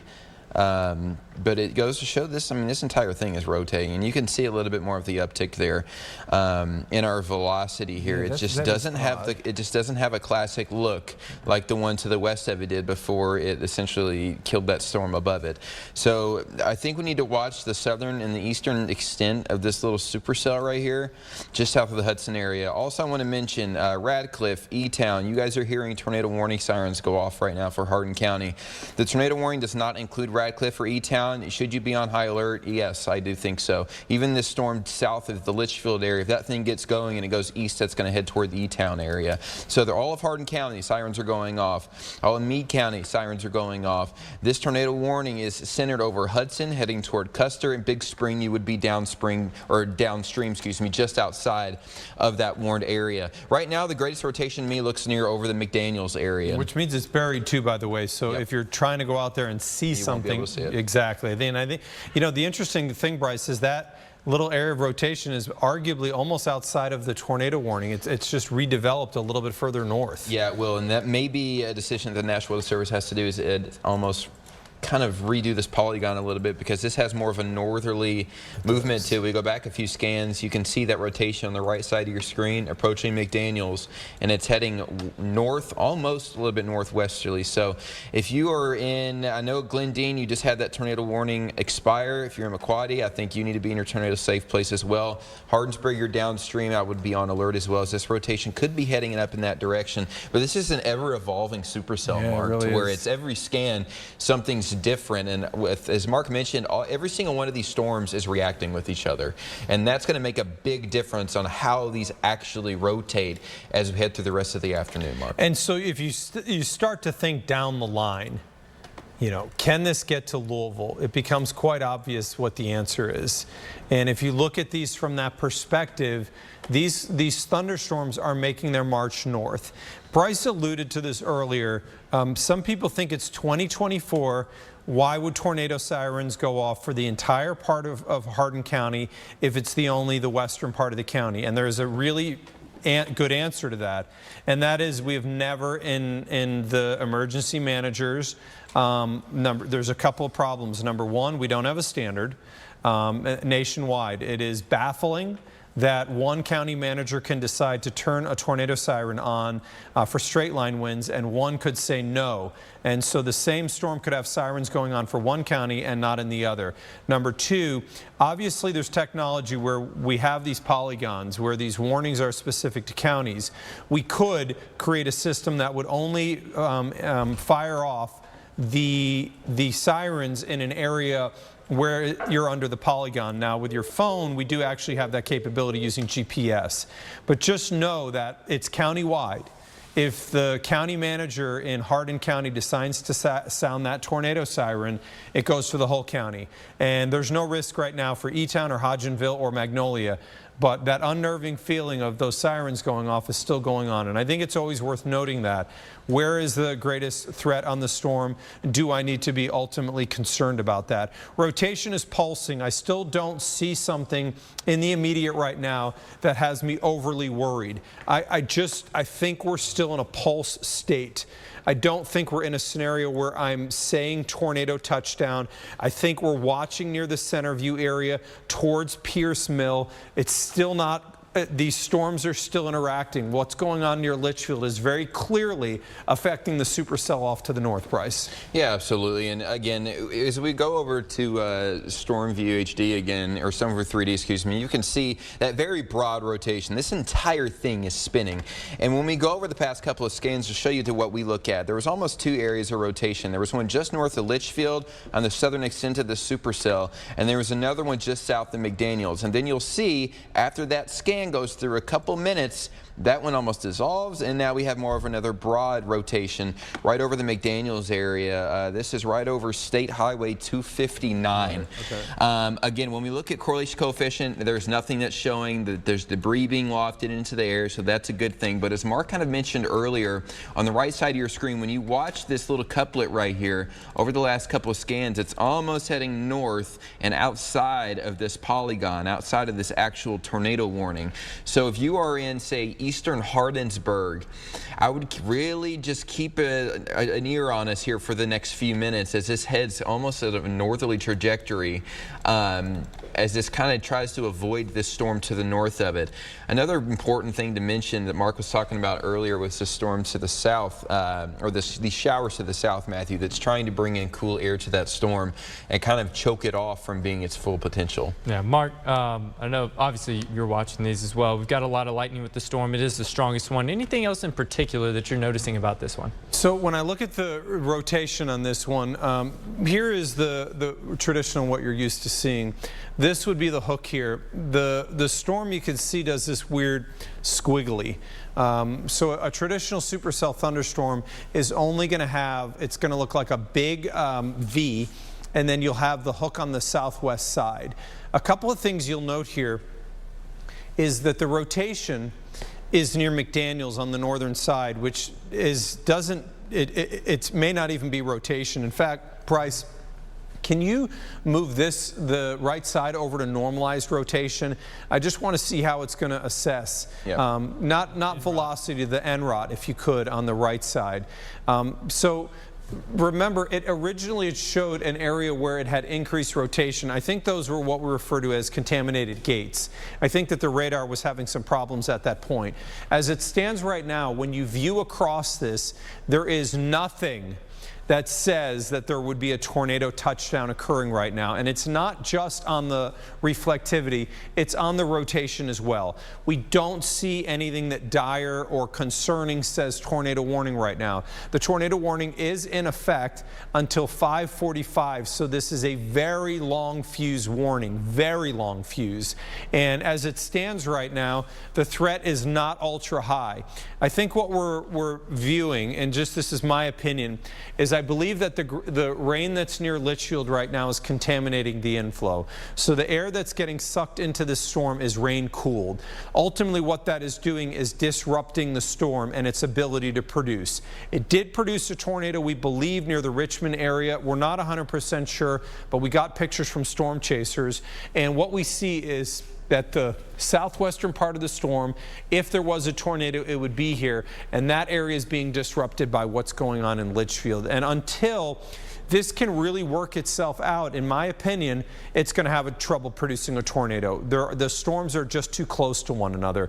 Let's go back over to Storm View HD, take it out to the wide perspective, get a sense of what's going on around the area, and put some tracks on here.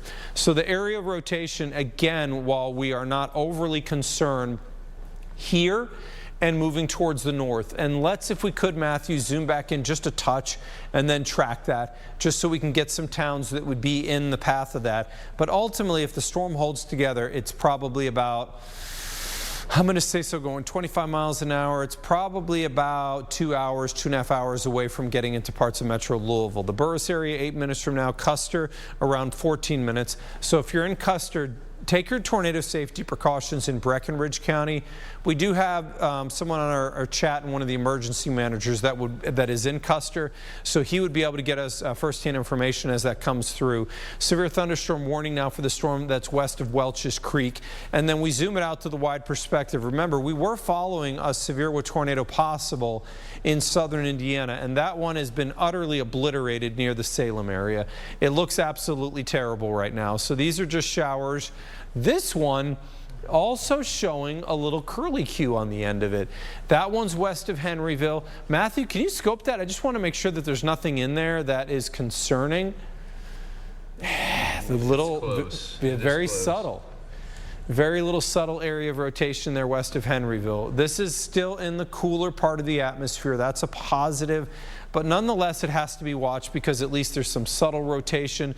Matthew just scoped, and there is still a little subtle near the Becks Mills area. You know, the interesting thing is we did see updraft bases and wall clouds on these, so we know that they're rotating, but they're shallow.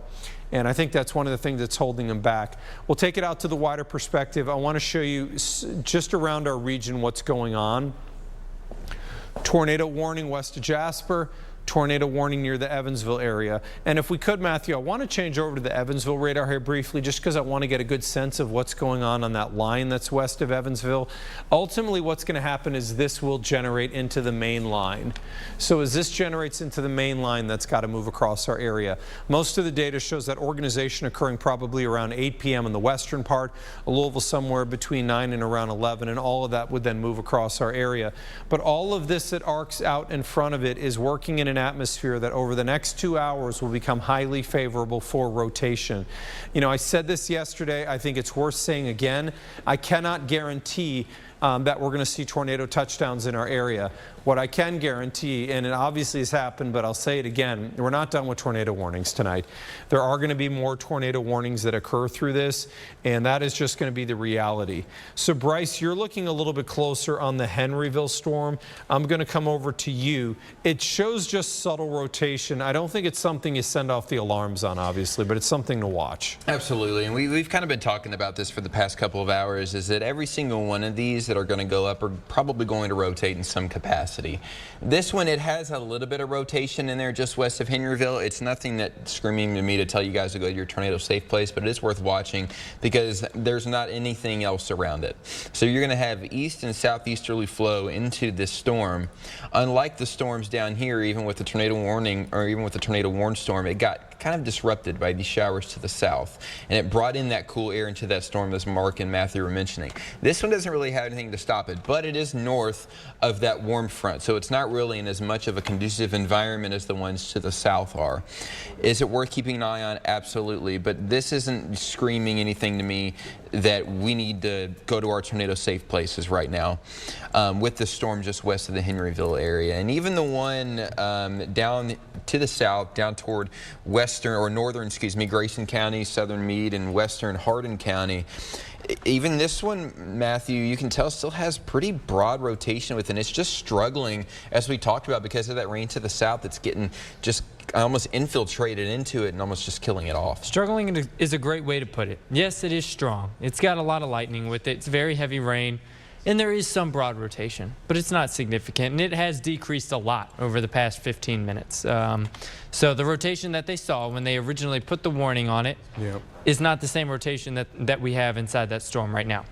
So, you know, wouldn't surprise me if it were expired earlier because, I mean, it has totally evolved from where it was at when it was first warned. They haven't put any indications in the National Weather Service chat that they are going to be expiring it. You know, we're seeing, let's see, people are asking about damage in the area. We're not seeing any damage except what was reported earlier today in the Goshen area. So at this point, you know, there haven't been any significant developments with any of these storms except for a downward trend with intensity and rotation. Absolutely. And Mark, I kind of want to have you just kind of explain your thought process on the southern half of this storm. Now, I know this rain is getting infiltrated into this supercell in general, but now we can see a little bit of this hook right here and just a little bit of that uptick in rotation on the southern half of the supercell. Bryce, let's take that back 2 scans if we could. I just want to kind of allude to what you're talking about. So remember when we talked about this 2 scans ago, it had this S-shaped form to it, and we knew that there's rain near Grayson, or excuse me, near Litchfield that was hurting the updraft on this. Now, as we move forward a couple of scans, watch what is near Litchfield is now starting to get a little bit ingested into the storm. If it could clear this, I believe it would tornado. I really do. And it remains to be seen if in the next 20 to 30 minutes it can. But what we have seen is a couple of things I want you to notice. So in the core of this storm, notice how it's starting to look like a V. We call that the split V. So since it's starting to look like a V right now, that means that the updraft, the mesocyclone, the area of rotation has strengthened some, which then comes back to what Bryce was alluding to, and that is we're starting to see somewhat of an increase of rotation here. So McDaniel's right here, again, just for reference, here is that hook, and then you have this little area right here that may be the beginning of that rain getting ingested and maybe the beginning of a rotation uptick. There's the new scan. Yeah, it's starting to look like that rain is now getting pulled around the updraft. We definitely have rotation increasing here. This is going to be 6 miles to the southwest or southeast of the Hudson area. What's going to be out ahead of this one? Let's track that, guys, just because that one is definitely starting to take over. That one is going to be, that's a concerning storm now. That thing has cleared the rain to the south of it. That one is starting to uptick. Absolutely. And as Mark was kind of mentioning earlier, these storms getting so close to each other, I kind of want to just point out that, again, with these storms getting close to each other, the rain brings in cooler air, and that's going to eat up that storm a lot. But when you look at this storm that we're watching now that that rain has been ingested into the southern half of this supercell, there's nothing to the east and the southeast of where the supercell is. And guess where the inflow is coming from? That's right. So all this warm air that's over near E-Town, Hodgesville, Bonneville, over toward the eastern half of our viewing area, all of that's getting ingested into this supercell, and there's not any rain, any storm out here ahead of it now that's going to try and choke that off and try to bring in some of that cooler air. And here's a better look at it. You see all of this out here? There's nothing. And that's what's a little bit concerning, because unlike what this looked like a few minutes ago, this rain was being ingested, which means that the cooler air is coming into the storm. But now that's wrapping around that updraft. And now you can see a little bit more of this tail once again on the southern half of this. And when we look at normalized rotation, you can see just a little bit of it. And we really need to keep an eye on this over the next few, probably 15 to 20 minutes or so, with these reds and greens getting close to each other. And this is still inside that very elongated tornado warning that was issued from the National Weather Service. And this goes until 5:45. And this is a good reason behind on why that is, Mark, is the fact that this is just an ever-evolving kind of storm. Minute by minute, things keep on changing. And the National Weather Service, by the way, just status update that tornado warning, and I just want to read that out to you. A tornado warning remains in effect until 5:45 for north central Grayson, southeast Breckenridge, and west central Hardin County. Severe thunderstorm capable of producing a tornado 11 miles southeast of Hardinsburg, moving northeast at 3.5. So this remains a tornado possible scenario. Radar indicated it is not a tornado on the ground right now. But all of that said, you know, the last few scans we've seen an uptick in this storm's intensity. And Bryce's point is a valid one, that this storm does appear that's going to get itself organized. And Matthew, this opens up the down the line. You've got to watch as this storm starts to organize. It is obviously on a trajectory that could even conceivably get it towards Metro Louisville. So this is showing up in the data that this would be around the Metro in the next 2 hours. And so those in Louisville, you just need to still be thinking about, this may be my storm in a couple of hours, and then I've got to deal with the second one overnight. But that's the good news, is that it's a slow mover, right? Most of these have been moving about 25 to 35 miles per hour. This isn't one of those that's moving 60 plus miles per hour. We've seen that plenty of times around here. However, again, it's a storm that bears watching for sure. It's going to take its sweet time. It's going to take a long time for it to get all the way up 31W and try and make its way up here. I mean, even at this point, it's still well off to the west of E-Town, and I think it will stay that way. Yes, Hardin County underneath this thing, underneath the warning, but it's only for the far western portion of the county. So, you know, Burris, Corners, just outside of Hensley on the eastern side of it, south of Four Corners, everybody in that area is underneath this tornado warning. We haven't seen the rotation tighten up enough to convince all of us here at the table that, hey, there's a tornado about to drop. But it is enough that I think that this warning should be continued like they're doing for the next 25 minutes. It is certainly a little bit more alarming what we're seeing now. We kind of were very clear that this was in a scenario where it was fighting. and it was fighting amongst other storms. It is the southernmost storm in that cluster right now. Number two, we know that thunderstorms need evacuation of air aloft, and we know that there's nothing northeast of this. Second, we know that they ingest at the surface the heat from the southeastern part of that storm, and so there's nothing there. You know, I think one of the things that we're going to have to continue to look at here is lightning as well. When we start to see an uptick of lightning, it normally means that the updraft is becoming more intense and the tornado risk would be coming up. I do think the next 15 minutes for this particular thunderstorm is going to be really critical in terms of how we determine what its future is. But the rotation here, Matthew, I did notice that we saw another scan. If we could briefly look at velocity there. Still, so I don't think it's a new velocity scan. I think it's just a new reflectivity. Gotcha. So we'll be waiting on one more velocity. There we go. So let's zoom in a little bit closer. I just want to make sure I know what we're looking at here. And let's take the scope off if we could, Matthew, and just zoom in.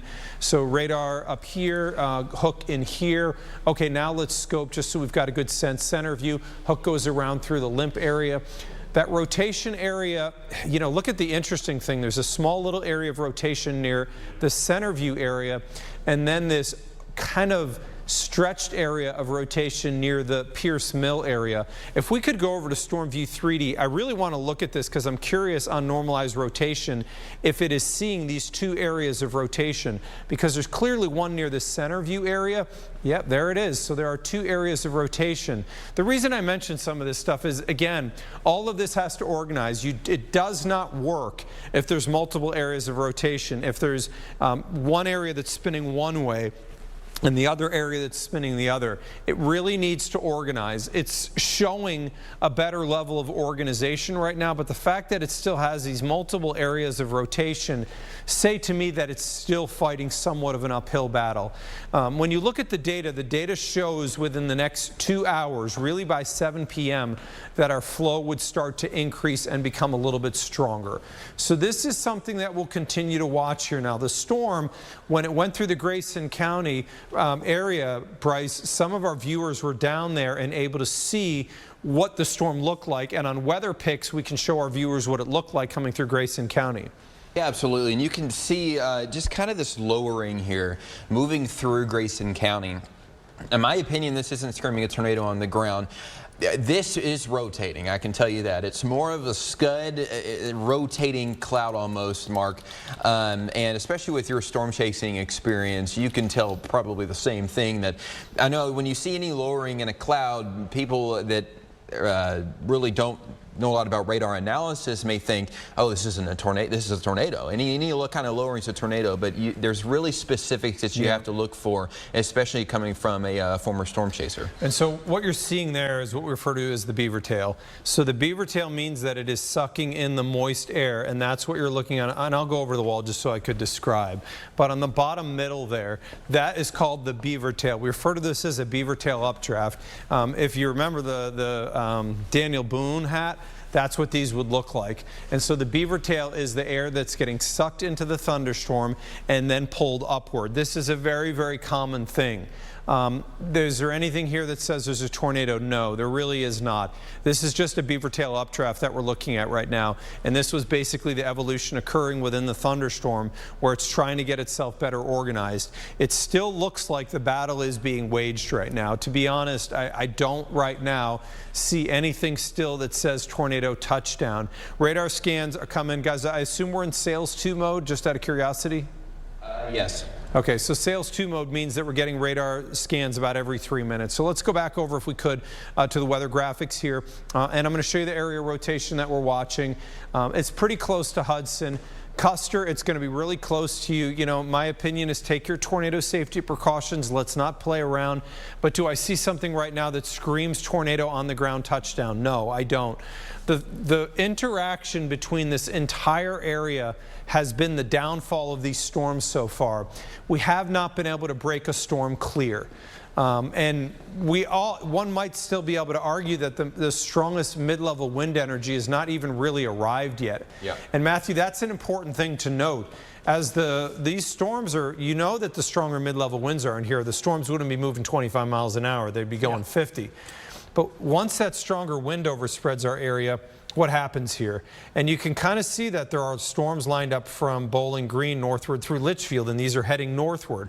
The data showed that the potential rotation would eventually come out of these areas, and then that line that would be near the Evansville area that goes south into the land between the lakes would ultimately catch everything and move across the area.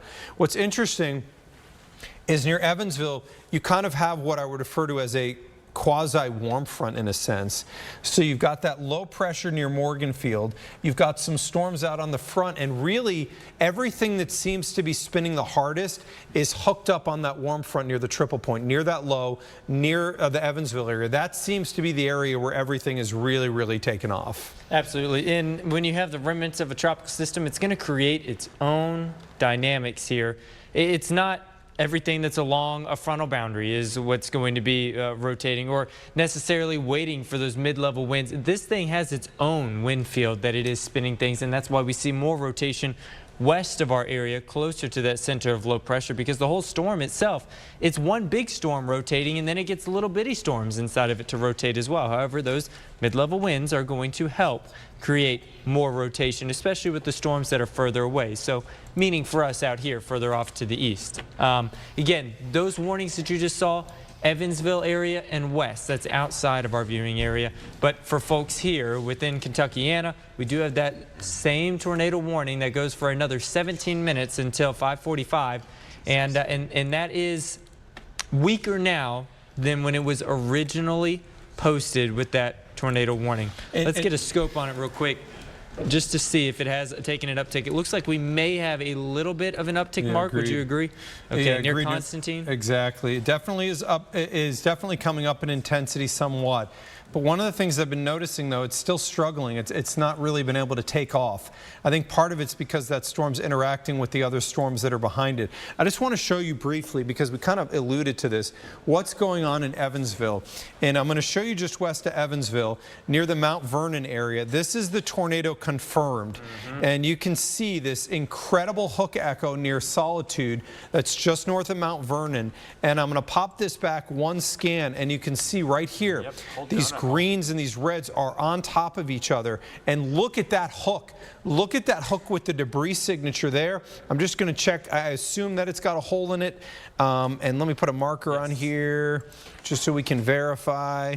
Yeah, I mean, this thing has got a tornado on the ground here that's moving north of Mount Vernon. These are going to be some of the things that we continue to watch in evolution. The storms to the west are very close to what I would refer to as that kind of quasi-warm front.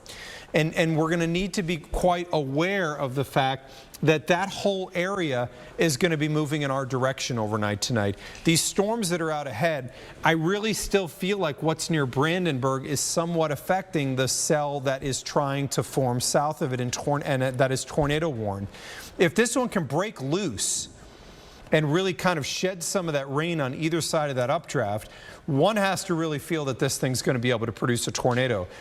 The storms to the west have been the show thus far. The ones that are near Mount Vernon right now, west of Evansville and north of Evansville, are really intense. They have been the strongest storms, but these ones very specifically that have been in Grayson County, there's just multiple areas that have struggled. And also interesting to note here in motion, it does look like that western storm has almost now become a left mover and it's pulling away from that. Let me see that again closely, near Irvington. So if that left moves and pulls away, and then the storm on the right moves towards Radcliffe, that could be a point where it does take off. Obviously, there's a lot going on here within the storms. When you analyze severe weather, and you do this for a living, one of the things that you note is that there are a great deal of complex things that happen. And in these in-between scans that occur within the 3 minutes of a scan or so, the storm evolves. These are living, breathing things in a sense. And you really have to be kind of on your edge and watching very closely to see how things are going to be taking a turn. I want to look towards our Elizabethtown camera here briefly, because it's looking almost due west. And looking almost due west takes it looking right into that thunderstorm. And Matthew, that looks to me like we're looking at the updraft on that storm. But you know, the interesting thing, it's a little higher than I thought that would be. Yep, considerably higher than what we saw with some of the storms earlier. I don't see a really large lowering, and I definitely don't see anything that's making it to the ground here. You can see that there's very clear view, a clear space between trees and the lowest part of the cloud there. So that's phenomenal news for those that are in this in this tornado warning. Again, E-Town's not included in the warning. That's where our camera is, but it's looking toward the storm. So unless, the only thing I could think, Mark, is if this camera view, does this have more of a northwesterly component to it? It is a little bit more of a northwesterly view because of the building that it's on. The left-hand side. So I think we need to keep an eye on it on that left side for that extra rotation to roll in. So this may be outflow ahead of that thing. Then that would explain why it's a little bit higher. The rotation's still there, and I'll take you back over to Storm View HD. The rotation's still there on that thunderstorm. Again, I really feel very strongly that if that's a left mover near Irvington, that's going to clear out this storm, and we could see a heightened tornado risk in the next 30 minutes. The tornado warning is in effect until 5:45, and just make sure that news understands that if the tornado warnings were allowed to expire, that at that point we would return back to news and go back into programming. To be completely honest, I think there's this idea that we really enjoy talking for a long time, and I think everybody here that can tell you that we'd love to have the rest of the news as well. Our production guys that are just standing and tiring out as well would love that. But, you know, we need to watch these storms. We have rotation that's between Pierce Mill and the Dyer area. Yeah, give it about 10 minutes, and this storm, what we were looking at, we'll be able to see that from the E-Town camera. Between Pierce Mill and Dyer, that's where we have the rotation that started to tighten up just a little bit. Let me go back just a couple of scans. Yeah, even within the last scan. So we're looking. And I'm just going to show Matthew as you talk, by the way. So that's what it was just a couple of scans ago. And there's the latest one. It does look like it has tightened up some. That green and that red are a little bit brighter, definitely tighter than they were just a few minutes ago. And I would agree on that assessment as well here. And so what we're going to be watching now is between Dyer and Pierce Mill, we have rotation. Bryce, height in the atmosphere on this one, I assume we're looking up at about, I'm going to guess 2,800 feet? We're looking at about 1,400 actually. Okay, so we're getting lower. Yeah. We're getting closer down to the radar now. So there's the new scan. Okay, so here's the rotation now near the Dyer area. Bryce, while I'm doing this, just make sure that we're not looking at any debris signature here. Matthew, can you just pull the scope briefly? I just want to see how the storm looks from a reflectivity standpoint. So it's trying to shed this area of rain near Irvington. What's trying to happen is that's trying to left move away from the storm. And simultaneously, if this can start to spin a little bit more, then it would turn to the right. I know this may sound weird, but if you've ever watched a baseball game and you see a pitcher, when they curl that ball, the spin curves it downward. You're like, that can't happen in the atmosphere. It actually can. And so if this starts to rotate harder, it would actually go from this direction to moving towards the right. If it can attain enough rotation to right move away from that, I do think that it's gonna have a much better chance of producing a tornado. But as it stands right now, Vertrees and Four Corners, let's do a quick, before we come over to Bryce, let's just do a quick track on this one, because Radcliffe and Flaherty, ultimately down the line, we need to be aware for you. So if you live in Vertrees, take your tornado safety precautions. Duck. Downstairs, underneath something, center of the house, and keep away from windows. And parents, I'll tell you this, it's a really easy one to work with the kids. If you can just say, we want to act like a duck when the storms come towards you, I think you can kind of put a little bit of maybe a spin to make it feel like it's a game. You know, I used to do a lot of school talks, and that was one of the things that I really tried to bang home is the word duck.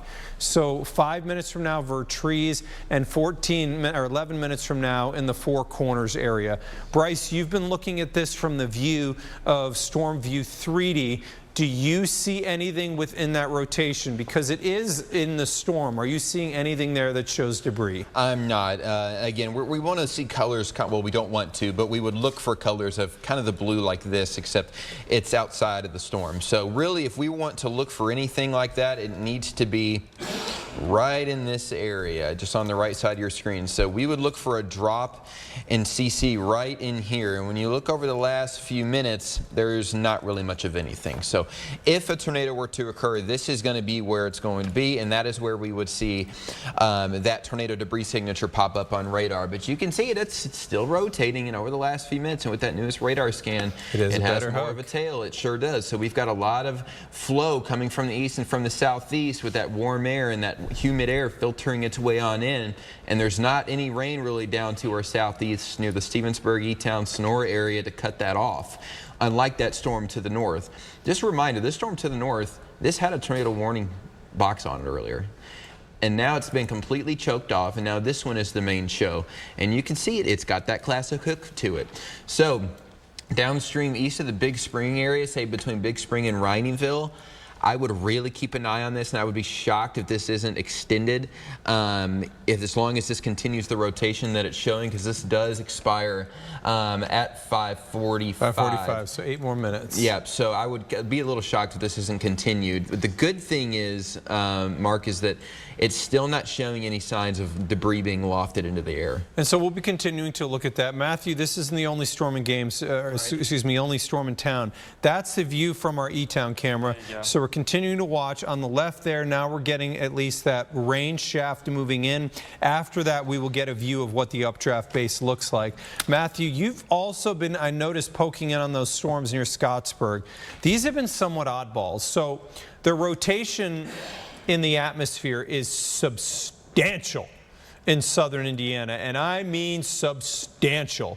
So even though these aren't producing lightning, I think in the traditional sense you write them off, but in the sense of a tropical system and a warm front in the area, you do not. Right. And that still is showing some level of rotation near the Underwood area. No, you're absolutely right. So south of Scottsburg, north of Underwood, right in between those two along I-65, there is this shower, which does have some rotation with it. Now, let me put that scope back on there for you. I have seen storms like this before in my time in Alabama. When a tropical system's moving through, it goes totally unwarned, and you have a tornado that's produced by something that looks exactly like this, where you just have a few pixels of green and red next to each other. They're not super bright. They only last for a couple of scans. And then we managed to look at one of our live feeds, our camera feeds from a traffic cam, and we saw a tornado on the ground, and it was totally unwarned, and it looked very similar to something like this. Now, does that mean that I'm saying that there's a tornado on this right now? No, absolutely not. But even a small shower like this can produce some rotation, can drop a tornado very quickly. Usually they're weak and brief in nature, but we are watching all of the cells that are moving through our area, not just the ones that are worn, but even the one that's, again, moving through Scottsburg, Vienna, Underwood. These are the northern reaches of our viewing area here in southern Indiana. But again, this is another one that we are keeping an eye on as it crosses over 65. Within a couple of minutes, we're going to get a new scan on this one. That'll be what I'm watching over the next few minutes or so, just to see if there is any additional rotation within the storm. And again, let me put that scope on it one more time. It does look like it may have tightened up a little bit right over Vienna here, Mark. So that may be just outside of the... That's the thing. You got to be really careful with those little pixel rotations like that. If you're near Vienna or Underwood, by the way, find me. I'm on... X is an easy way to find me. It's just Mark Weinberg WX. Let me know what you're seeing there. But we have definitely seen at least a minor uptick in rotation. This kind of eerily reminds me of, do you remember the Underwood tornado that we saw earlier in the year? It didn't look like anything, and then all of a sudden it dropped to tornado. So we need to watch that really closely. Bryce, speaking to the storm that you're on in the southern part of our area, the National Weather Service is now at decision time. We're in 4 minutes of that tornado warning being allowed to expire. The National Weather Service has stated to us that they're debating the second step. If it's me, I think you could very classically make the case for severe with tornado possible until we get a better sense. I think that's the correct next step. News, just so you know, if we went severe with tornado possible, we would return over to news so that you guys can catch up. And then we would come back into programming if we got a new tornado warning. Again, just alerting news that would happen in 4 minutes from now if the National Weather Service goes that route. Bryce has got normalized rotation on there on the right. Bryce, it's still showing some of these signals that we have seen, and that is multiple weaker areas of rotation versus a singular larger area of rotation. Not a bad thing. You know, this from an analysis standpoint, we just try to call what we're seeing out there. But truly from an analysis standpoint right now, it's a little bit better organized than it was. It's not dramatically better organized than it was. And I'm just going to show you, by the way, the E-Town camera so the whole group can see. But you can definitely see on the left side there, that I assume is going to be the updraft base that's approaching there. So within the next 4 to 5 minutes, we should get quite a good view on this storm and know exactly what we're seeing. But as it stands right now, the Weather Service kind of keeping this one tight. I think, again, we don't issue the warning, so just to be clear on that. But it doesn't stop us from analyzing what we're seeing here. And it is a supercell thunderstorm.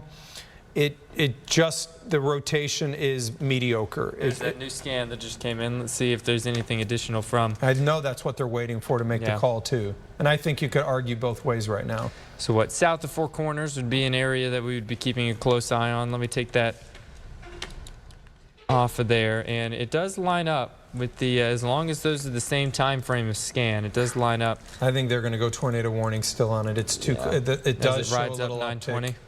It does show a little uptick. And I'm going to come over to Storm View 3D real quickly. Bryce, you're looking at that. The greens and the reds close together are what we look at. Maybe just a small uptick that's occurred there. You know, but the magnitude is not huge on these.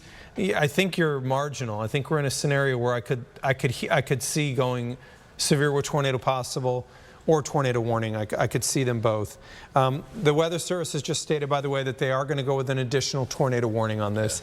And they noted the reason they're going to do that is the exact reason we just said, and that is the rotation has tightened up just a touch. These are really, really challenging situations, whether you're talking a tornado being produced or not. It can happen in one scan. And I think that you have this situation right now where a lot of people are very uneasy about what just happened in West Louisville when a tornado touched down and it wasn't under a warning. You know, I will tell you, in the game of this, we do not issue tornado warnings. We give you analysis. After that occurred, what I did is I went back through all the data. I assessed whether the Weather Service was using the correct mode on the radar, and really went through scan by scan by scan to see what happened and was this something that we could have prevented. And if you look back at this, there was a point as it breached the Waterson Expressway that we probably could have gone with severe with tornado possible. But if you're asking me, was there any way they could have tornado warned the storm that hit West Louisville with the EF1 tornado? I think in 2024, we can land on the moon, we can land a drone on Mars, but you're telling me, Mark, that we can't sometimes tell if a tornado is forming on a storm? I know that's a tough pill to swallow sometimes, but it is real. It really is, unfortunately, and it happened in a 3-minute period when the radar was going around and scanning. As we stand right now, let's get a new track on this. Radcliffe, you've got to be in your tornado safe spot now. The storm is borderline in terms of the rotation on this one and in terms of it producing a tornado. We're going to track this thing out towards the northeast. I'm going to say about 12 to 16 minutes in Vine Grove. I'm going to say in Radcliffe about 16 to 20 minutes. So now you've got about 10 minutes or so in the Radcliffe area to get to your safe spot. Remember, downstairs, underneath something, I want you in the center part of your house and keep away from windows. If you have a basement, this is an easy one. And I'm also asked quite frequently, Mark, if I live in a mobile home, what do I do? So in my opinion on this one, if it's within 30 minutes, you can abandon. If it's within, if it's more than 30 minutes, so let's say the storm's 60 minutes away, I've got no problems with you abandoning and moving elsewhere. Once the storm gets under 30 minutes, I do have a problem. At that point, if you've got somewhere close that you can get within 10 minutes, I can live with that, but you cannot attempt to be driving away from them. The rotation right now is right over the Four Corners area. This is the strongest rotation we have in our area. We're now going on several hours here where we've had tornado warnings here. We knew for a fact we'd get tornado warnings. Do we get touchdowns? Do we see touchdowns? That is a different question. That Four Corners area right now, we're looking at rotation. So this storm moving to the north, Matthew, if we could, let's take it wide. I do want to also look at the storm that is in southern Indiana. And it's not because it's as strong as the storms near Four Corners, but I still think we've got to watch this really closely, which is heading over Scottsburg. I don't know if we have anybody in the control room right now, but can you have them look on the traffic cameras and okay, are you seeing anything near Scottsburg that would show? Okay. Okay, so our producers are monitoring the traffic cameras in Scottsburg, and all they see is rain right now. The rotation still looks subtle on this one right now. but it's something that we're going to continue to watch. I think that it's, as all this stands, there's no question about it. The strongest storm is the one heading towards Radcliffe. But still, you know, you have to keep an eye on these things because, as you know, Bryce, the rotation can come up on one scan. We've seen it so many times where if we're really focused on one storm only, it can affect you. So let's just show you what it looks like in Scottsburg. I want our Southern Indiana folks to know we're watching out for you. That's the view from Scottsburg. Traffic moving here, obviously, it looks fine. Rainy on the ground. Unfortunately, the camera is tight zoomed, so we don't have a great perspective on this one. Bryce, I'm going to come over to your computer because I'm seeing something that's interesting to me right now. And before I do that, just a reminder, guys, if you do go into your tornado safe spot, so you're like, I've got to get into my tornado safe spot. How am I going to know what to do? Well, download WDRB Plus, yeah, absolutely. The WDRB News app. And you can stream us from from WDRB.com. You know, you guys, I've been doing it maybe a little longer than you guys, but still, we all remember the time where we were like, blare the TV. That way you can listen to it from your safe spot. The world's changed now. We stream on so many different devices. I would mention one thing. Turn the brightness down on your phone because it's going to allow it to last a little bit longer. I'm going to take you over to E-Town because where we should be coming into view here, there it is. Yeah, there we go. So now we're going to be able to have a very, very, very good view on this storm. I'm going to step to the back so that I can zoom in. This is going to be really, really, really what allows us to say what's occurring here on this E-Town storm. I'm going to mention to the Weather Service that it is getting into our viewing of our camera. So the Weather Service knows that we have cameras around the area, and like everybody, they're going to be monitoring these. And so now you can see, I'm just going to zoom down a little bit. I wanted to get it in a little bit tighter. There you can see the wall cloud coming into view on the left side. So if this was to produce a tornado, it would come out of that wall cloud there. What we're seeing right now are little tiny fingers on there. Those are the things that we're going to be watching very closely. If I could ask, guys, can we two-box this with radar? So can we get our E-Town camera in a two-box and then radar on the other side? As Matthew continues to view into that storm, I'm going to get a sip of water as the voice is going a little raspy.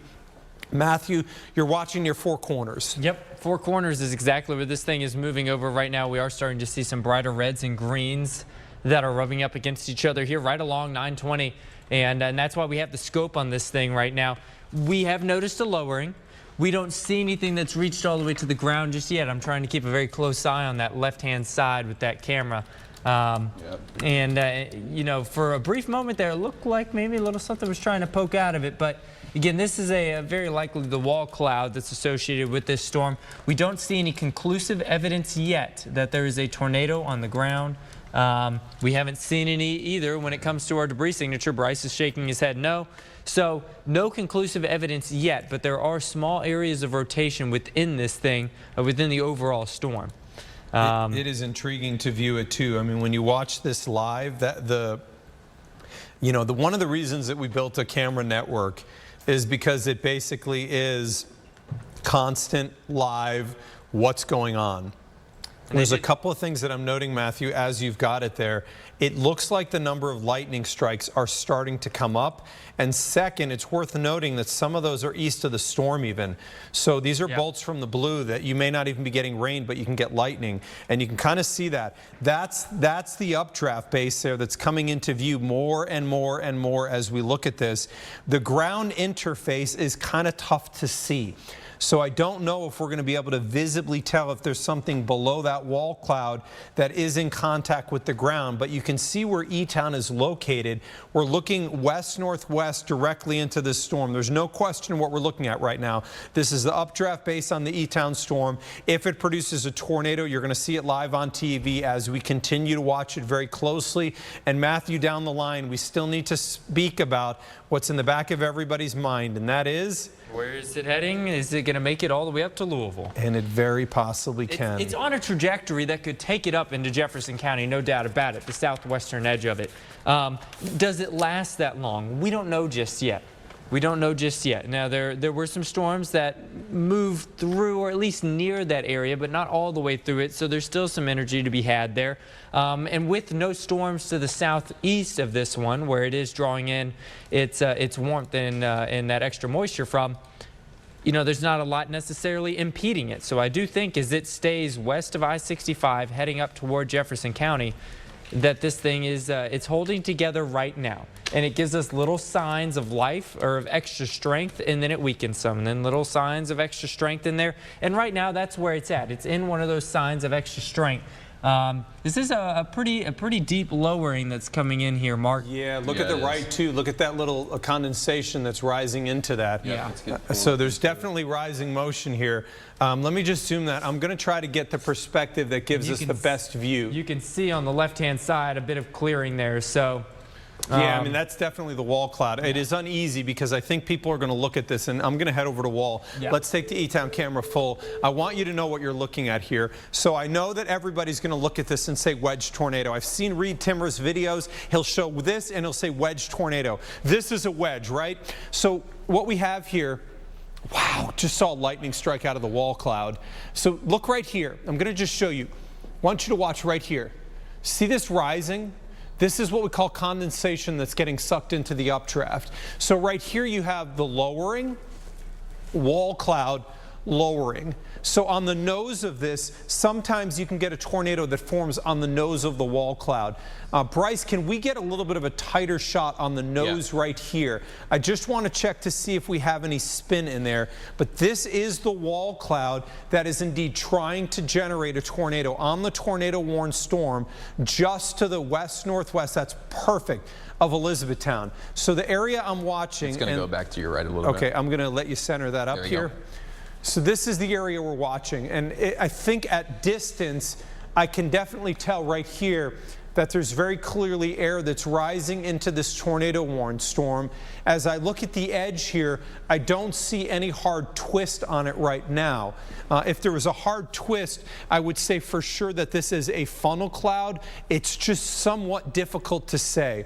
But this is clearly the lowering on that storm, and it looks like even above that, there's possibly another tail. Boy, I tell you what, that looks like it's trying, doesn't it, guys? It definitely is trying, and I think this is really important. And Mark, a couple of years ago when we had the tornado roll through the Glen Mary area, we were able to see the funnel and the wall cloud trying to at least form the tornado that did end up occurring a couple years ago from our downtown tower cam.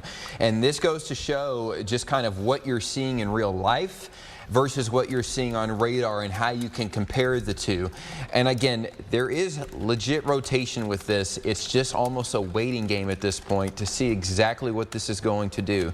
There's still nothing screaming at me that there's a tornado debris signature, and I would almost verify that by looking at our tower cam right now. But as Mark mentioned, that is rotating, and it is concerning because it's not going to take much for that thing to drop just so close enough to the ground. Exactly, just enough to where there could be a touchdown. So areas Vine Grove, Radcliffe, Rineyville, you guys need to be in your tornado safe place right now. You see what's heading toward you.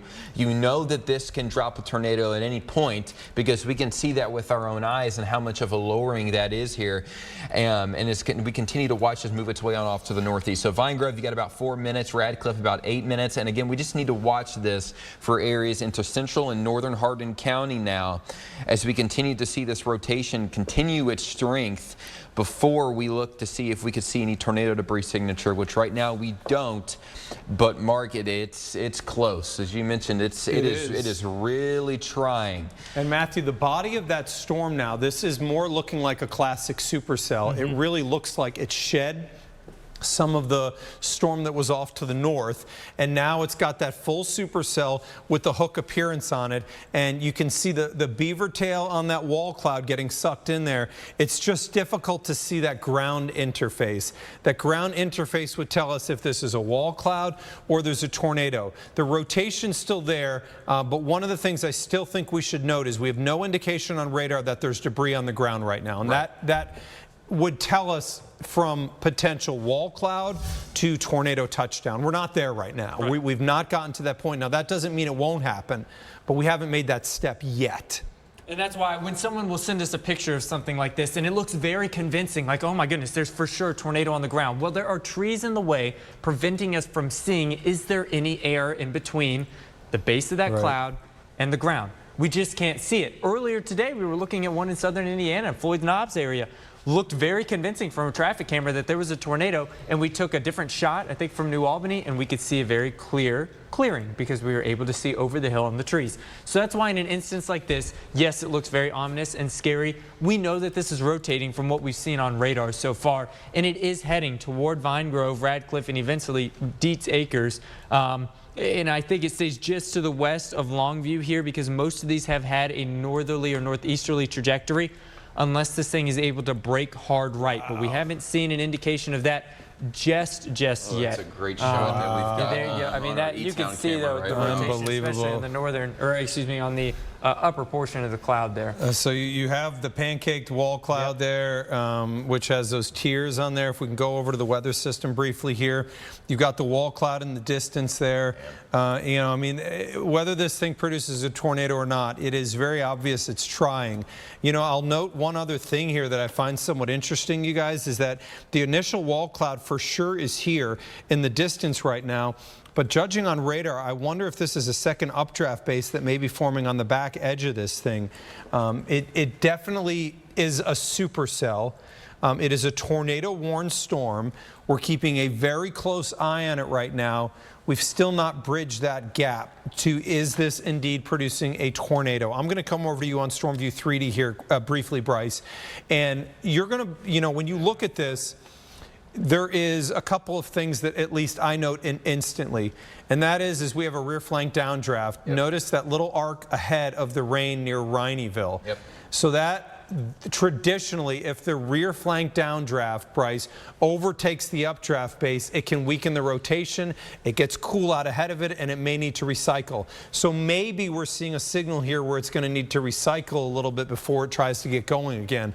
But we have seen the life cycle of this supercell where it's come up and down and come up and down in terms of rotation. Right, and the word that you use, recycle, I think is incredibly important because think about what recycle means. It reconvenes itself. So essentially what Mark is saying, what this storm may be trying to do as it's trying to, or as the rotation it's weakening, it's going to try to reconvene itself basically, which is why we need to watch downstream still. So Radcliffe, even heading over toward the Dietz Acres area and even heading further northeast really, Pitts Point, for instance, I would go ahead and be in your tornado safe place. If this thing gets its act together again, which we've seen countless times this year, this can produce a tornado. And as we've seen, it's trying. There's multiple areas of some lowering here from our E-Town tower cam that you can see where this is attempting to at least drop a tornado.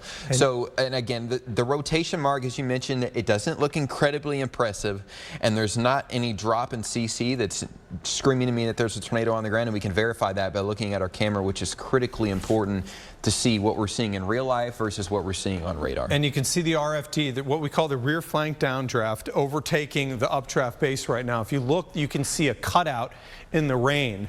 And so what is happening is cold air is now starting to wrap around where we had the rotation. This right here, we showed you on radar.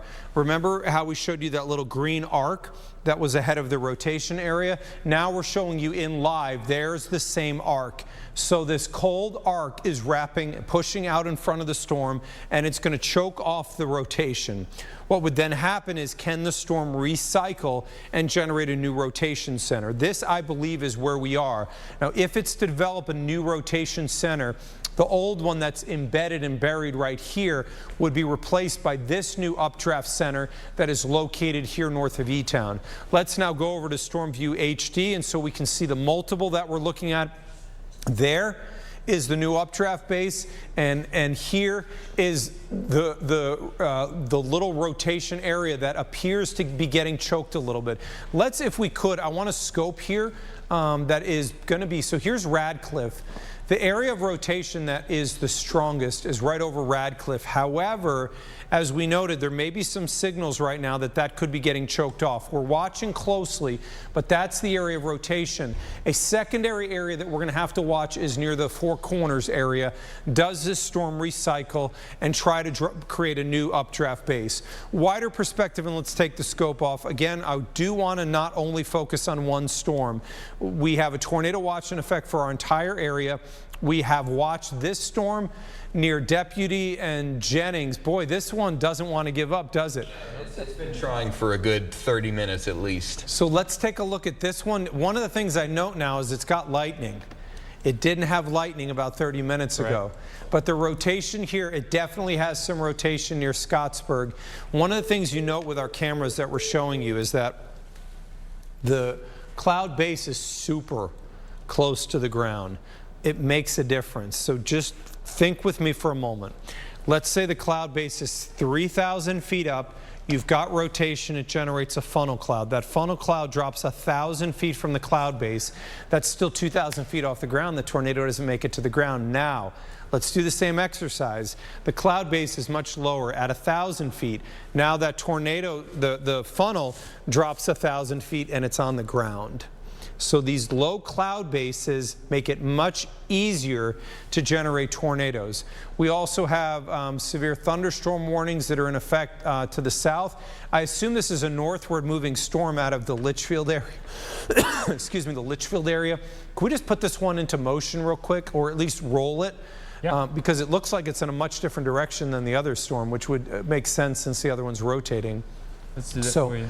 The area near Litchfield is producing probably some 60-mile-an-hour winds coming into Litchfield. You got it. It's moving in a different direction. Yeah. The supercell is moving. Remember, it has an eastward component. The storm near Litchfield is going due north. So you guys kind of know that this makes sense. The one that's moving due north is the one that has the wind potential, Matthew, and the one that has that right move is because it's a rotating updraft. Absolutely right. So, and you mentioned this earlier, that if we saw this cell split and the northern edge of it that was in Irvington decided to jet off to the north and it became its own cell, which it did, that we would see a bit of a right turn with this storm with the southern portion of it. And we have seen that. Now it's holding its northeasterly component rather than northerly. So it is moving directly through Radcliffe, just north of Longview. Dietz Acres getting some very heavy rain, but it really does appear that the hook is going directly over Radcliffe as we speak, heading toward Pitts Point or just to the south of Pitts Point here soon. So I think it is going to stay within its tornado-warned box for the next 15-20 minutes or so. It's a little bit faster than some of the others that we've seen today. It's definitely stronger with some extra lightning associated with it. And as I pause it here, we're going to put that scope back on it and see what it looks like over Radcliffe. Again, it's a messy look to it for sure. But we have seen that wall cloud. Yeah, and we've got it on camera. Yeah, and, but it's definitely the storm. I think what we thought was happening happened. Yeah, and that is the rear flank down. Yeah. Coming out the backside and getting enveloped in it. So as we've talked about multiple times already, when you get cold air that gets enveloped into the storm and ingested in, it's just not, it's going to cut off its lifespan. However, it can restart. Not necessarily to say that the whole thing is dead just yet. And obviously this storm is still thriving out there. It's just not, it's cycling. And there's, you can see there's little fingers on that, just under that cloud base there on that E-Town camera that are just attempting over and over. And I think this storm's going to tell a lot here over the next 15 to 20 minutes as it tries to recycle itself, as Mark was mentioning earlier. The big question is, can this thing get its act back together? Because the rotation does not look as tight, as it did earlier, but it can recycle itself. And it goes to show, as Matthew zooms out here to the east of it, there's nothing there. Right. Yeah, this is the storm right now because it's east of everything. It's got all of the clean air to work with. It hasn't rained out ahead of it. It's also now, I think we need to be quite clear, is approaching the quasi-warm front, which is near the Ohio River. So this, if it can hook up on that warm front, its rotation potential is going to go up. What we know around our region is that Richmond, Kentucky appeared to have a tornado touchdown. Rochester, is that same area? Okay. And we also know that near Mount Vernon, west of Evansville, that a tornado did touch down. There was a tornado confirmed on that one, and there's pictures now online that it actually flipped a train on its side, wow. Which if you know anything about the kind of wind required to do that, it is significant. I'll tell you guys, the reality here remains. I can't guarantee you that tornadoes will form out of this situation.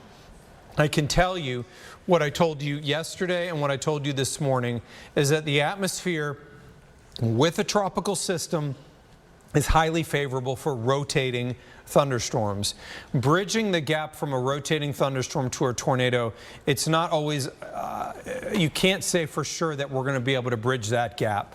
But I can still assure you that we're going to have severe thunderstorms and we're going to still have tornado warnings here going on for several hours. And it's conceivable you could be stuck with us for a while, so just saying. They did update that tornado warning, and they have cut off the southern extent of it. Now it's including Radcliffe through Deets Acres up through Muldraugh, and on the western side of Pitts Point now. So they have given this more of a northerly component that takes it all the way up to West Point, up into Bullitt County. So it's you know, we mentioned that it is getting, it's choking itself off with that cold air that's coming around the back side of it, but it's not done just yet. It still does have a hook to it, and this, yeah, this would be our hook here. So. And I think it goes to show, Matthew, that this is going to move right over the actual radar site. So this is heading in a direction to where we are looking a lot closer to the ground. In fact, where Matthew is kind of circling right now, where that rotation is near the Radcliffe area, we're looking about 400 to 450 feet up, which in a large scale fashion, that's not that high up. Especially with these low-hanging clouds, which you saw from our U-Town tower cam, that is heading past Radcliffe now, and it will be moving into the far northwestern extent of Bullitt County here within the next probably 30 minutes or so. And Bullitt County, you're probably hearing those tornado sirens go off. It is the far northwestern extent, excuse me, of that, up near the West Point area and far west of Shepherdsville. This is going to continue to move its way north, and we talked about this earlier. Everyone wants to know, is this going to hit Louisville? I will say it has the trajectory that would make it into Metro Louisville. Will it have the same strength? That's to be determined, but that's why you need to stick with us here for a little bit, because as we talked about, to the east, there's nothing stopping this. This is out by itself. Here's the main line. Here's a couple showers to the south. But over here where the wind is actually coming from, there's nothing stopping this thing from recycling itself and getting it going again. There is one thing going on there, though, Bryce. Back that up a couple scans. It looks like that thing may have gone outflow dominated. Look at the green emanating, moving directly north. Yep. Okay, so that storm may be in the process of collapsing. That would be a significant development for that storm. If it goes outflow dominated, understand this is probably going to produce severe level winds near Muldraugh and West Point, but it may also lower the tornado threat in the process of doing that. There is still some area of rotation near Radcliffe, but it is clear, Bryce, just by looking at this image, that at minimum, it's dropping a pretty hard gust of wind on the northern side of it. And whether this would weaken it or not, the next 10 minutes should tell us that story. Yeah, absolutely. And I think we need to watch these pixels, kind of like what we saw with this big wind event that we had about a month ago or so in the Louisville area. This is a very similar area of where it started at. If this thing does go outflow dominate, as Mark mentioned, the northern side of the storm, you're going to have a lot of strong straight line winds out of this. So right now, I mean, we're looking at winds that are around, say, 40 miles an hour or so out of that. And again, that is a lot lower to the ground. Over here where I'm pointing at, where these 40-mile-an-hour winds are around that, this is about 200 feet up. So this isn't very far. Here's where the radar is located. That's what that kind of donut hole thing is right there. And then as you look further to the south, you see it doesn't look as good as it did. The overall supercell doesn't. It still has rotation, yes, and it still has this little bit of a tail at the end of it. But it doesn't look as impressive, at least to me, as it did just about 10 minutes ago or so. When we look at normalized rotation, you can see that's come down a lot. You can see a little bit of that east of the Radcliffe area that's trying to feed in to the southern extent of that storm with that tail on the southern half of the supercell. And when you look at a broader perspective here, where is this thing heading? Yeah, it's heading right into the Louisville Metro, specifically southwest Louisville. So Again, this thing can collapse on itself very quickly here over the next 15 to 20 minutes or so before it actually gets into Jefferson County. But if you are watching in Louisville, if you're down near the Jefferson Memorial Forest area, you're down near Valley Station, PRP, I would just keep an eye on this as it continues to push its way to the north. Even if that tornado threat goes down, I don't think the wind threat is going to go down as quickly along with that, especially if this storm dies on itself, Mark. And we got a nice look for picture here. And this is an interesting one. So this is a storm that Matthew's been continuing to keep an eye on. So this, remember, we've been talking about what was occurring near Scottsburg. If we could, guys, let's take weather pics full. And this is going to show that the storm that moved through Scottsburg definitely had an updraft base on this. Whether this produced a tornado or not, Denny B sent this in, and you can very clearly see there is an area of rotation near Scottsburg as well, and Matthew is honed in on that. That is near now Deputy, Indiana. Everything is showing some level of rotation that's moving across our area, and I'll tell you what I said earlier, it's going to be a real question mark whether we can bridge from rotating thunderstorms to tornado touchdowns. We knew full well going into today that the nightmare of today was going to be this would be a ton of storms that were rotating. Probably everything would be rotating. It just is not, you know, this isn't like spring where you have this massive amount of wind energy that is so overwhelming that if you get a spinner, it's going to tornado. During tropical systems, you get really favorable low-level wind energy. In the mid-levels, it's not what we have during spring. So bridging from a I'm spinning, I've got a wall cloud, to a tornado is on the ground doing damage, we knew was going to be the question mark and whether it could overcome that. But even just this storm near Scottsburg, that has had only, I think, 3 lightning strikes that I have seen. It's got 4 on the map right now, which is insane to think about. It's been more of a shower than a storm. And yet it has a wall cloud that is rotating on it. And this is, if you're going to ask me why the reason we're on air, and we will be on air for a lot of this, is because it can happen like that. Every one of these is trying and trying and trying, and they're getting really close. Thus far, we don't know of any touchdowns that have occurred within our viewing area, but we're continuing to watch the storms closely. The storm that you're looking at, Matthew, there is a storm further south, and let's go over to Storm View HD. This is the one that's over West Point, and Bryce has been watching this one. You've been watching this one. The rotation area has now moved past Radcliffe. One of the problems we have, though, now is it's now getting into it's raining on the radar. And so what that means is rain is on top of the radar, which you're like, who cares? Well, the rain is a little thin liquid water that is now surrounding the radar dome. And what that does is that will mute some of the signal or attenuate it. And so this attenuation means that the view of the storm is going to alter just a little bit. That said, we're continuing to watch that area of rotation that is near the Radcliffe area and making its march off towards the north and east. And I'm just going to look at something, if I could quickly here, over with Bryce, Matthew, while you take a look at that, or continue to take a look at that storm. Absolutely. So the storm that's now, it's getting ready to move up into Bullitt County here very soon. Again, this will be on the western edge of Bullitt County. We're starting to get some rain west of Shepherdsville, but the rotation hasn't quite made it to Shepherdsville just yet. It's still to the northeast of Radcliffe and Dietz Acres. It is not super organized, and let me put the scope back on there for you guys.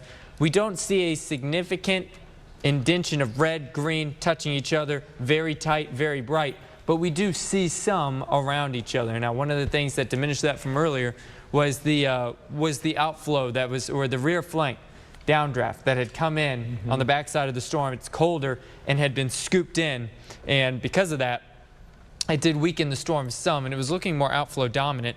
But at this point, there hasn't been a big change from, let's say, 5 minutes ago to where we're at right now. I haven't seen anything in the last 2 scans. Bryce? I want to focus on our Seymour tower cam, if we can take that full. Oh, wow, you've got the updraft get base, it out don't of you? Weather pics real quick here. Now, I can get that up. I can get that put on the air here for us. And this is one of these storms that we were talking about earlier that doesn't have a lot of lightning with it, but it doesn't really matter. This is looking southwest, basically, out of the Seymour area. This doesn't have a warning on it. Not that I say it should, but again, this is rotating. This is exactly what we're seeing on basically over to the southeast of Brownstown, is what you're saying? This is, so when we're looking at that storm, there's two there. Yeah, let me see if I can see the other one. Are we looking southeast or we're looking southwest This here? is looking southwest, so this is the one down near the so this is the Brownstown one area. coming in. So this is looking underneath the rain, and you can kind of see the rain there in the foreground, and you'll notice the hills there. So it doesn't appear that that's in contact with the ground, but all of these things have been rotating. And Matthew, that's not... That's the beaver tail you were talking about earlier. But that's a wall cloud. Yeah. I mean, absolutely. whether it has lightning on it or now, look right in the middle. See the condensation forming that's getting sucked into that? That is the updraft on this storm. You know, it's rare that you get an opportunity to see the evolution of storms like this. You know, I've always struggled with this as a person that has chased storms for about 25 years now. The reason, in case you're curious, I was a full-time storm chasing when I was working on my master's in grad school. A huge tornado went through Oklahoma City in 1999. It was a storm I was chasing. I remember going out that day, and I remember feeling like this is the most incredible thing seeing. I mean, look at this. The incredible view that Mother Nature can provide. And by the time that storm ended, there were 44 people that had died. And I went through this evolution of looking at this as something that was beautiful and incredible as a storm chaser to a human being that realized what was happening. And if you ever to ask me why I don't storm chase full time anymore, it's because I couldn't see it anymore. And so this is what you see when you're out storm chasing. One of the things I've learned over many years of storm chasing is that it didn't hurt me. It gave me an analysis and a view. I could see from a radar what it is doing, and I could see with my eyes. And I was able to compare in terms of what radar shows and what you should expect. And so now what you're looking at here is the lowering base on this. You're like, Mark, that right there is a tornado, or maybe that's a tornado, or maybe that. Some of this is just air that's rising into this updraft, but you can definitely see how we have to watch virtually everything on this. You can see this scud here, these pieces that are lowering down below. Let's zoom in, Bryce, just because I want to verify that none of that is rotating, but you can see that everything out there has an updraft on it and is trying to rotate. And if once he recenters this, you'll be able to get a good view. But this is how storms evolve and develop. This appears to be transpiration. Rain fell onto the trees. The trees then breathe that moisture back out to the atmosphere, and then this gets sucked up into the updraft here. That's what I think that we're looking at here is going on near the Seymour area. But this is what's going on out there. Everything is rotating. Everything has that springtime wall cloud to it. Whether it produces a tornado or not, everything out there is trying. Wow, look at the rising motion there on the left side of that image now. That's rising much, much, much more quickly into there. Is that rotating at all? It is a little bit, yes. And I think we need to watch that one and the one just to the east of it over Paris Crossing. That one's got a little bit of an inflow notch as well. And these two we need to keep a close eye on. They're not warned. They don't have any lightning with them. But these are trying. They are. And you can watch that live as they try to, as they just try to rotate. You can see a lot of upward motion right on the other side of that hill there. Right here is where we're looking at, by the way. Yep. You can see they getting pulled up into the storm. You know, Matthew, you've seen this as well. You worked in Dothan, Alabama for a long, long time. And looking at storms here on cameras, it's almost mesmerizing when you see the physics, the behavior of storms as they're trying to produce severe weather. This is one that may or may not. It may not succeed on it, but it's clearly everything out there is trying. We don't see a cloud lowering to the ground. Instead, we see the cloud rising from the ground. And so, like you said, I think that that's the condensation. I do think that that's moisture. It's more of scud than anything else. It did look like there was some rotation to it, but it didn't look like it was causing damage. I didn't see any debris associated with it. It just looks like moisture. That's coming up. This out because we have a storm also on the other side. If we can see the one to the east. That one's got a legit inflow notch. I think that we need to keep an eye on. Well, let me just briefly look here. Or south of Lovett, Comiskey area, right near the and look at the transpiration coming off the trees here again. Make sure that's not anything. Boy, I tell you what, looking at this stuff, look at that, Matthew. That again looks like transpiration coming in. but I don't think I see rotation on there. Rotation. No, and I'm sure that there are people out there looking at this right now going, what? Absolutely. What are you talking about? What do you mean? When you're looking at it that close, it's scary looking. It is associated with a very strong storm. This is the moisture being pulled up from the ground up, and it's creating a cloud very quickly. But we don't see significant, rotation with this storm. And I know I've got my face pinned into the computer right now because that's what we're waiting for. We're waiting to see. We're just going to look back and forth on that. Yep. We're waiting to see if the cloud drops and reaches all the way down to the ground. Okay, and I'm going to take us southeast real briefly here, guys. Yeah, that was the Brownstown one. That Paris Crossing one, it's got some rotation on it, and it's got an inflow notch that you can see easily on reflectivity. All right, so we were looking southwest of Seymour with that original shot toward Brownstown. Yes. Now we're looking southeast toward Paris Crossing, Lovett, Comiskey specifically, and we're almost there. We're looking. I'm just trying to make sure I can capture exactly what I know, so I know what we're looking at. I see a rainbow off in the distance. Oh, so, yeah, I do see that. So that appears to be that updraft base. I think so. Right there. Let me zoom in on that as well. And that's Comiskey, correct? Yes. So we're looking east-southeast out of our camera here, and I'm just trying to get us recentered up here momentarily so that we can see the updraft base on this. Incredible viewing these storms from cameras right now. It's almost, my news director just came in, and when we built a camera network, one of the things that we had hoped is that you would be able to see this stuff as it's happening and before. And we wanted you to know that we were going to be monitoring storms in a non-stop. And our cameras give that the ability. I don't see as much rising motion on this one as I saw on the one that is southwest. So I'm going to take a trajectory back towards the southwest and watch that one that's moving right into the Seymour area. It is riveting to see these storms trying to rotate and even possibly produce a tornado. We don't know whether anything's going to try, and let us be completely transparent right now.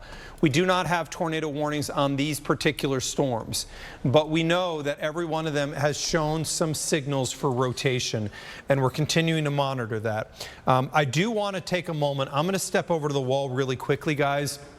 The tornado warning that was in effect has been allowed to expire, and all we have now is a severe thunderstorm warning.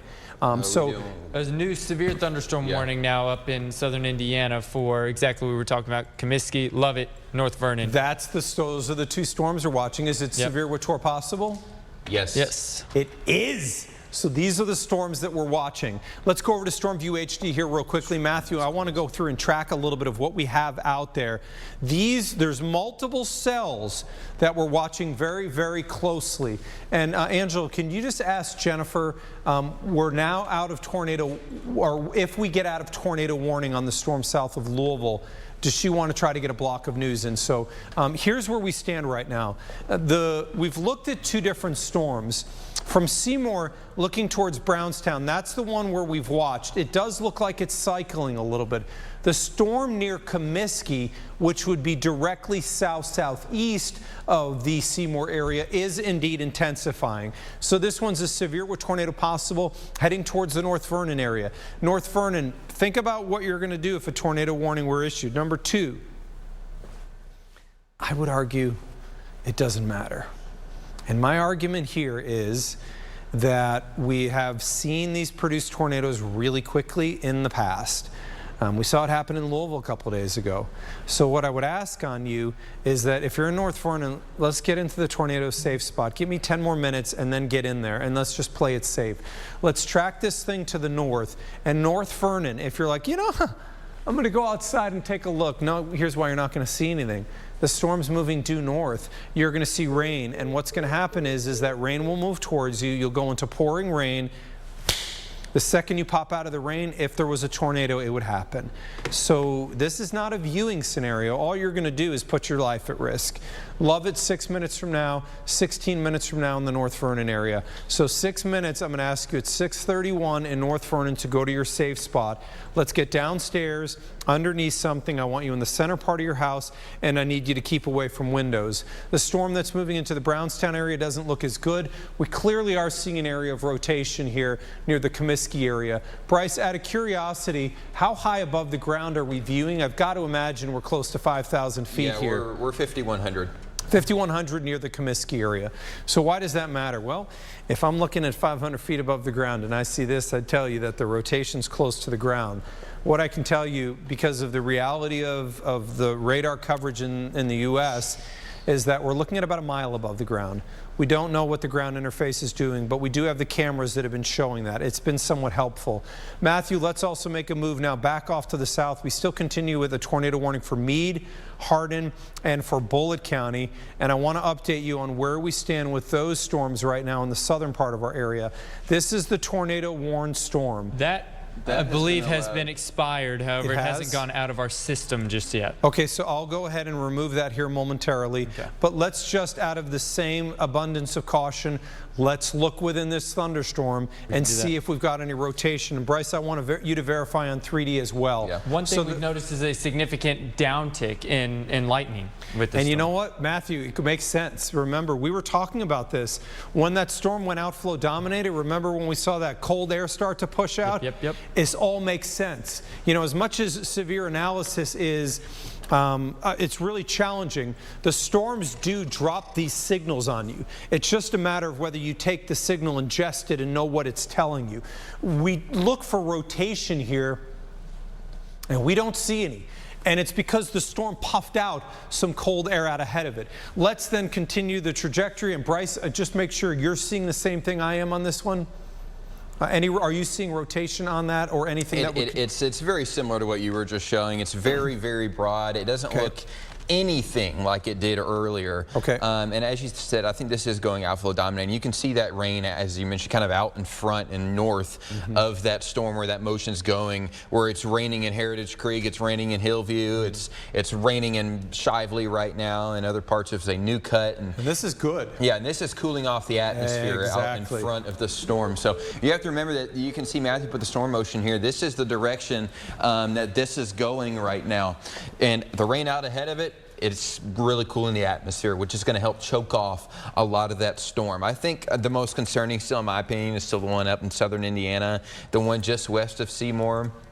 And the one over the Levitt and Paris crossing area as well, because they both have a little bit of that inflow notch. And we have a new severe thunderstorm warning out for near the Jasper area. Okay, so we're starting to pick up slowly on that. Yes, then Matthew just zoomed in on this one. It's got a little bit of rotation on it, some strong gusty winds it looks like. Granted, we're looking 5,500 feet up into the air, but you can see a little bit of a tail on that one as well, Matthew. Yes, we do. And let me double check on the velocity. Let me zoom in on this. I mean, everything is spinning, everything. At least a little bit. It looks like it's a little bit faster there to the northwest of Jasper. I do think that those winds are moving a little bit faster up in that direction. You go down toward Millersport. Is that co-located with, not quite, it is a little bit further south than where that small hook is. Let me double check and make sure whether or not this has a tornado possible tag on it. It does. Tornado possible, 60-mile-per-hour winds. Hail on all of these things has been minimal at best. Mark. And just want to note here, the tornado warning was not canceled. It will be allowed to expire at 6:30. So that's why it stayed in our system, and it is in there. So we've kind of showed you we have severe tornado possible on a lot of different storms. Did we find out, did Jennifer want to try to get a news block in? Okay, so I do want to note a couple of things here before we get to that. I'm going to finish this at the wall here, guys. And Matthew, I want to zoom out. What I'm going to show you guys is what's going on to our west. And I think that this is, there's a very distinct reason. Let me show you what's going on near Evansville. So there is an arc of thunderstorms here that's along the warm front. Tornado warning, tornado warning, tornado warning, tornado warning. You're like, Mark, those aren't red like your normal tornado warnings. Right. These are tornadoes confirmed on the ground, and they are lined up one after another to the west. We do not have any tornado warnings in effect for our area right now. But the show's not over. We've started this. We've got more thunderstorms that are continuing to move across the area. We're going to be monitoring these very closely.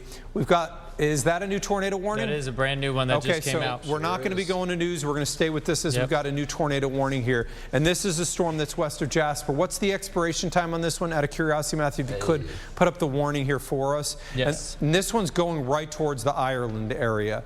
If this warning expires at 7, I'll let news know that we're not going to be able to get a news block in, assuming that the tornado warning stays through. So we've got a new tornado warning here near the Ireland area.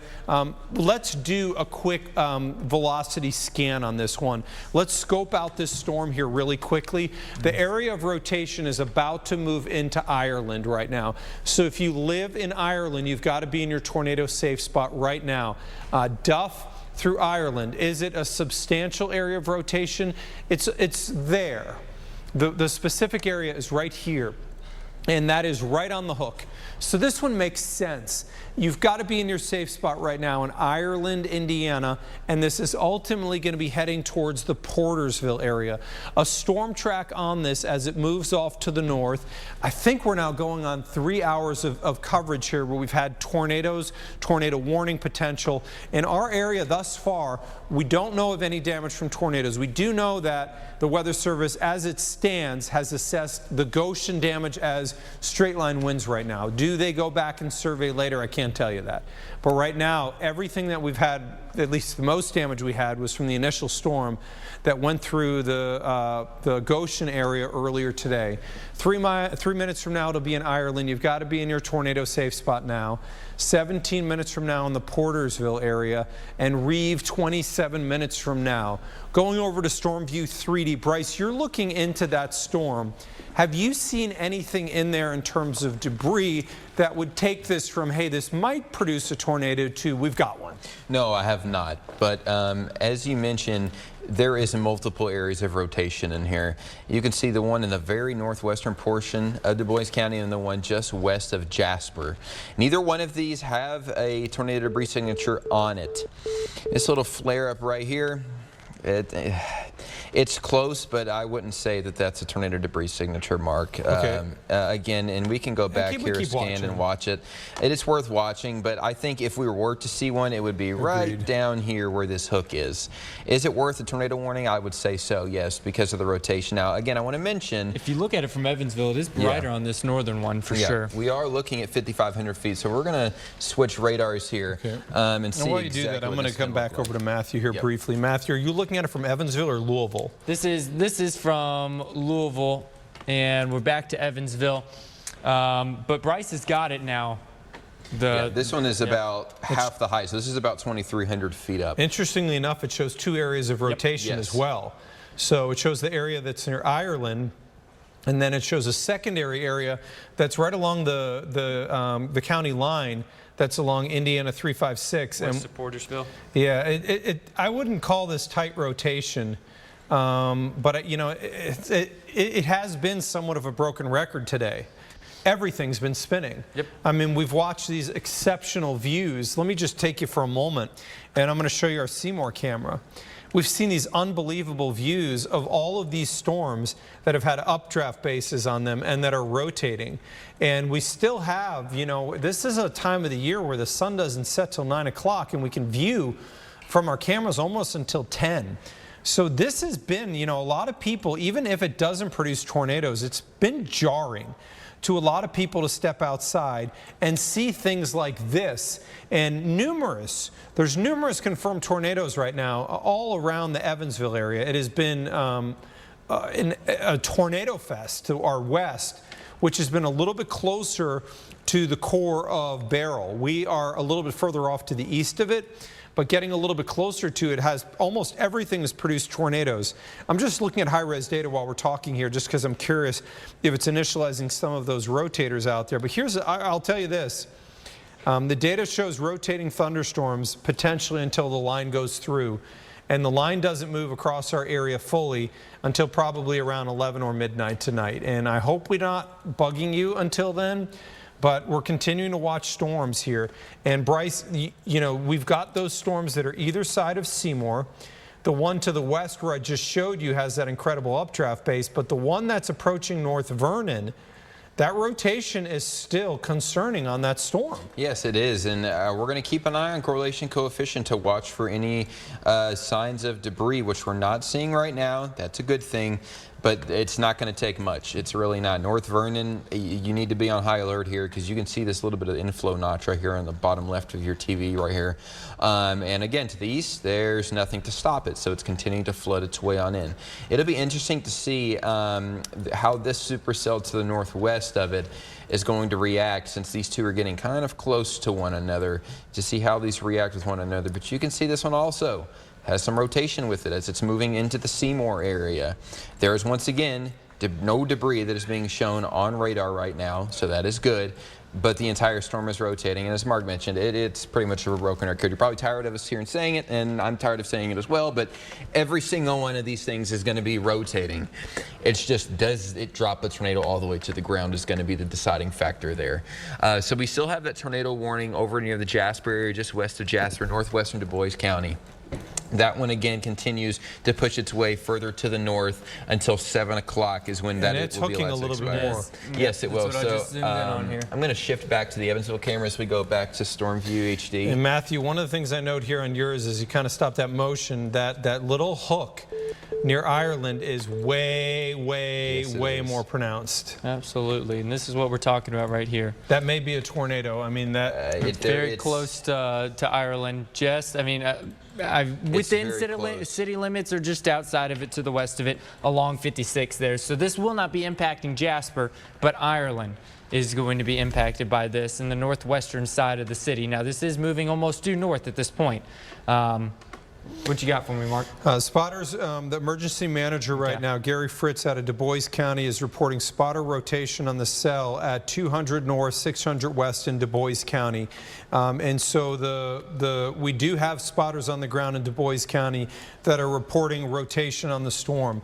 This may be dropping a tornado right now. It does definitely have the signature of that. Bryce is hawking the debris, the correlation coefficient. He has not seen anything yet. No, but it is close, and I think the next couple scans are going to tell all, especially with this rotation where you were just mentioning where a tornado could be forming.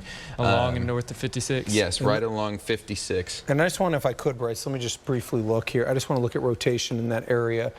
There is still rotation. You know, the interesting thing, it's not out of control rotation, but we're not on a normal day either, and I think that's important to note. This is not your normal day where you have storms that you can judge based solely on rotation level. We're on a day where we have incredibly strong, favorable winds in the lower levels of the atmosphere, and the other part to this is we're looking at about 5,000 feet above the ground in Du Bois County, which creates somewhat of a challenge here. But what we do see is a very distinct and notable hook. What we do see is a little ball on the end of that hook near Ireland, which we refer to sometimes as a debris ball. Is it for sure? It's not. But it is at least interesting to note. Portersville, 11 minutes from now, 18 minutes in the Pennyville area. Also of interesting note here, Matthew, is there is a lightning strike very close to where that little ball is as well, which could also indicate some rising motion in potentially what could be a tornado. There's nothing in there that says there's a touchdown right now. But I like how you put it, a lightning strike.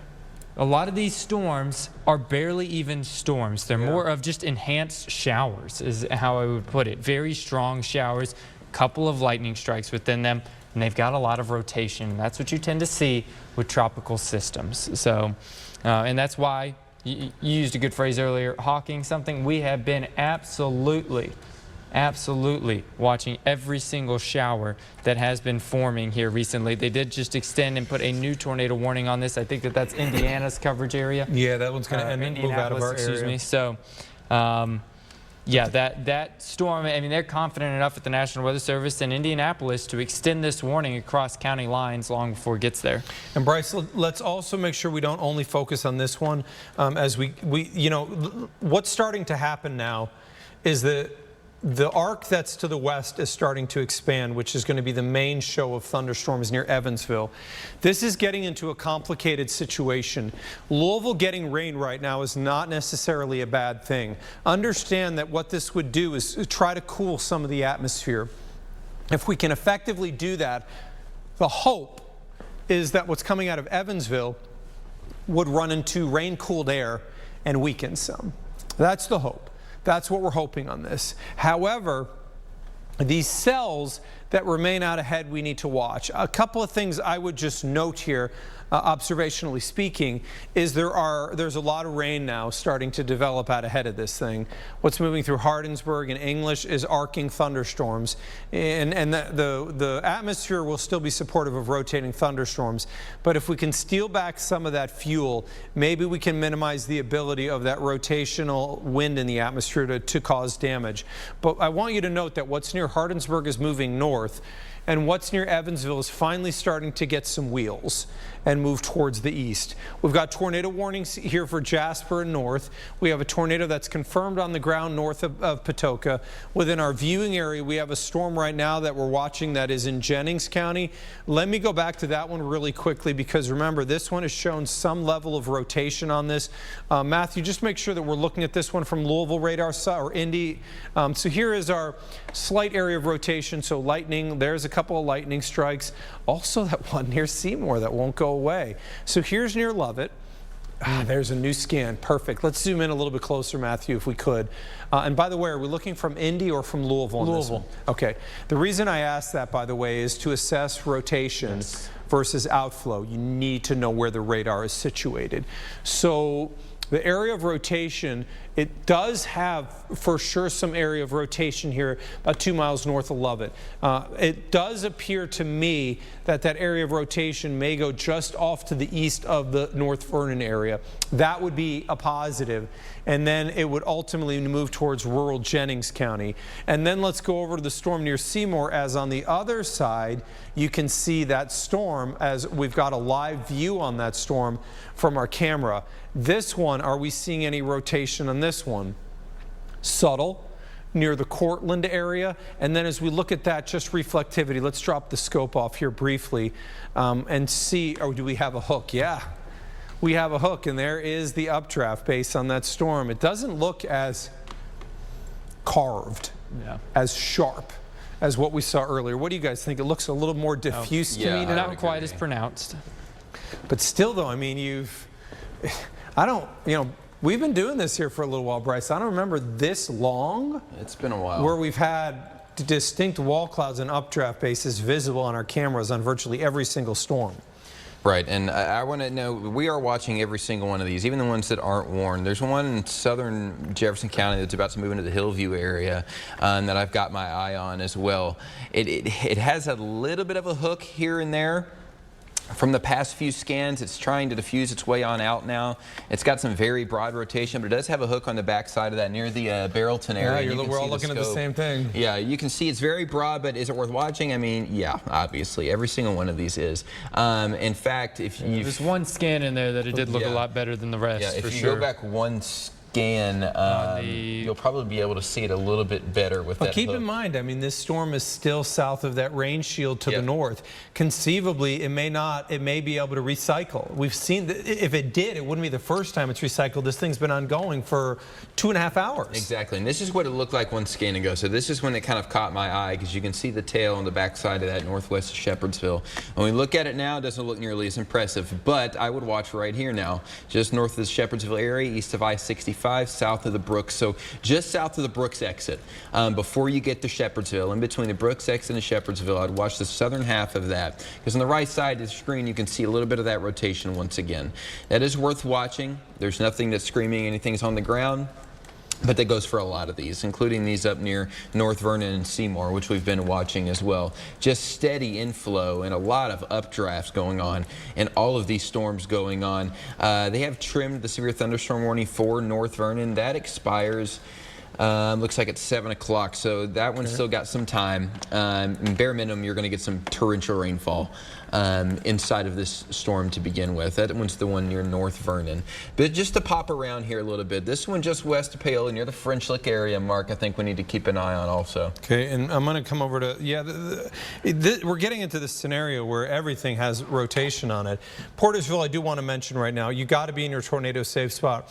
While we don't have confirmation of a tornado, there is definitely a hook on this storm, and this is the one that concerned us earlier. Matthew, as we take a little bit of a drift further to the east, we're starting to get into the time frame now. We knew full well that the wind energy was going to be coming up in the 5, 6, 7 o'clock time frame. I actually did a Facebook Live video about this earlier, and now we're starting to see little hooks on almost everything. Paoli showing a little bit of a hook right now. We watched a little bit of a hook near the Mount Washington area. We would obviously need to watch what's coming through the Hardinsburg area, but that wind energy is starting to come up a little bit right now, and I think we're starting to see that effect on the storms. Absolutely. So we've said it many, many times today. Each one of these has some sort of rotation within it. That's what you tend to see with the tropical system. It's just which one of those rotating storms or showers is going to be able to produce a tornado.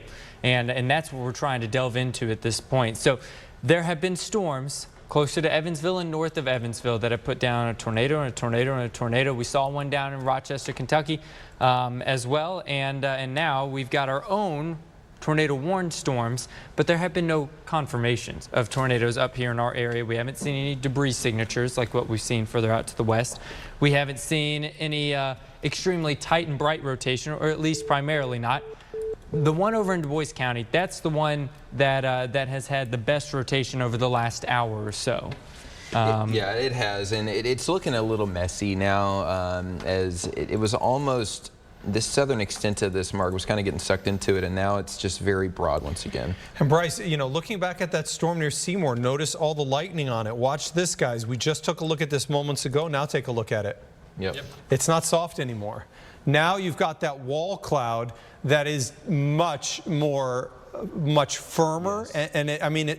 This goes to speak to the concept of today, I think, really well, guys. These are what we call scrubbers. When you have a wall cloud that's basically sitting on the ground, the problem is any rotation, you know, we talked about this earlier, but everybody's seen a funnel cloud, right? On a normal day, you can have a cloud base, let's just put it at 3,000 feet, right? And you get that little funnel that drops 1,000 feet, and you're like, oh, look at that funnel. But now, I mean, the cloud base is on the ground. You get that little funnel, it's a touchdown. It's a touchdown that fast. And that's why watching things like this is going to be crucial as we continue to move through the evening. Look on the right side of that. I'm going to move it just a brief amount, but you guys are going to see that air getting sucked into that thunderstorm very, very notably from the right side into that updraft. Look right there. You can see it getting pulled in. See on the right side of the wall cloud there. Now, is there anything here that says that this is dropping a tornado? No. I mean, and the beauty of cameras is that you don't have to question what's happening, you see. So Matthew, if this thing was to drop a tornado, we would start to see it funnel and we'd start to see that reach. Right. From top to bottom, usually, we have seen some rising from ground up. And that's been that condensation that you were talking about earlier, that extra moisture from the surface from where it had already rained. And so that evaporation, I mean, being able to condense as it's going up very quickly, and it does look scary when you see something like that. But very frequently, that's not a tornado. It is the sign of a strong storm, though. We don't see as much of that right now, but we had a really good instance of it with this same storm from our Seymour camera earlier. Yeah, and I think what Mark mentioned is very important. The right side of your camera right there, where that updraft's going up into the storm, you can see just a little bit of a tail trying to stick its way out there. That's going to be the area where we're going to really be hawkeyeing, Mark. You got it. If a tornado would form, it's going to form out of the right side of that. That's the core of the updraft base. That's the core of the wall cloud. If the tornado was to form, it would come from there. I'm going to head over to the wall. What I want to do, Matthew, is I want to spend some time on everything that's out there right now. Because I know a lot of people in a lot of places, including Shepherdsville, continue to see thunderstorms and lowered bases. And I will tell you this, almost every storm that we have in our area is showing this updraft base. It has been incredible. Look right there. You can very clearly see This is rising motion into the storm. This is what happens on storms. I say they breathe. They breathe in the warm air and they push out some of that cold ahead of it with rain. If they can continue to breathe in the warm air and the cold pushes out ahead of it, they can stay living and going for a really long time. If they start to suck in cold air, it can disrupt the cycle and break them down. But that is what we're seeing in so many locations. Back to Storm View HD as we look around our area. And I want to start by tracking from the south to the north. A couple things to note here. I want to look in Metro Louisville at the storm that's near the Shepherdsville area. And if we could take motion out, I just want to make sure that we can get a sense of where we are and what's ongoing. So the storm right now moving into the southern part of Louisville. This one was at one point a tornado-warned storm. It's not the same storm, but that said, I've got numerous pictures out of Shepherdsville showing the updraft base on this. Matthew, are you seeing any rotation? Can we scope briefly, just make sure, along the Brooks exit here, along 65. Remember, radar here, looking in. Is there anything on there? Maybe a little tiny amount of rotation here, about to cross 65 right along the Jefferson-Bullitt County line. Yep. It is mild. It is mild at best. From there, let's zoom out and let's take a look at what's going on southwest of Louisville. Note there's no lightning strikes here. As we now go to the west of Louisville, we've got a larger cluster of thunderstorms here. What we're going to do is assess each one. I want to start, Matthew, with the one that's south of Irvington. My argument here is it does have a little bit of lightning on it. So radar, again, located here. Do we see any rotation? Nothing in there that really gets me overly excited. Matthew, let's look also west of, yep, you've got me, right west of Irvington. I don't see anything concerning. Let's view what's going on in Brandenburg right now. Again, notating radar is right here. So we look for the reds and the greens next to each other through here. Nothing I'm overly excited about there. Let's now go to Du Bois County and have a sense there. That storm is probably not going to be in county much longer. So the tornado warning for Jennings County would be allowed to expire. I'll note to news guys, at this point, even if they expired the warning earlier, we're going to basically go to 7, so I don't think it makes any point to come back. So let's now zoom in just a little bit tighter here, and then again scope. So the area of rotation, again, everything I tell you is radar analysis starts with knowing where the radar is. The radar is over here. Evansville for this one, Evansville. Okay, so we're viewing from Evansville right now? Excuse me, Evansville for reflectivity, but we are on Louisville for the velocity, okay. Yes. Excuse me. No, it's okay. And you know, the reason that we always need to know this is that we just have to make sure that when we analyze, we know where we're viewing from. So the rotation area here would be near the Rutherford area. This obviously brings up a point. Can this get back into our area? Let's zoom out just a touch here right now. And Bryce, I just want you to make sure that north of the Portersville area, we're not getting any debris. But let's zoom this out. Can this get back into our area in Bedford? Probably not. Also, I want to take a look at the storm that's going on near the Paoli area, only because it has a little conspicuous tail on the western edge of it. This one's right north of the French Lick area. Scope on this one as well. Maybe a tiny amount of rotation here along Indiana 150. Nothing that is overly concerning right now.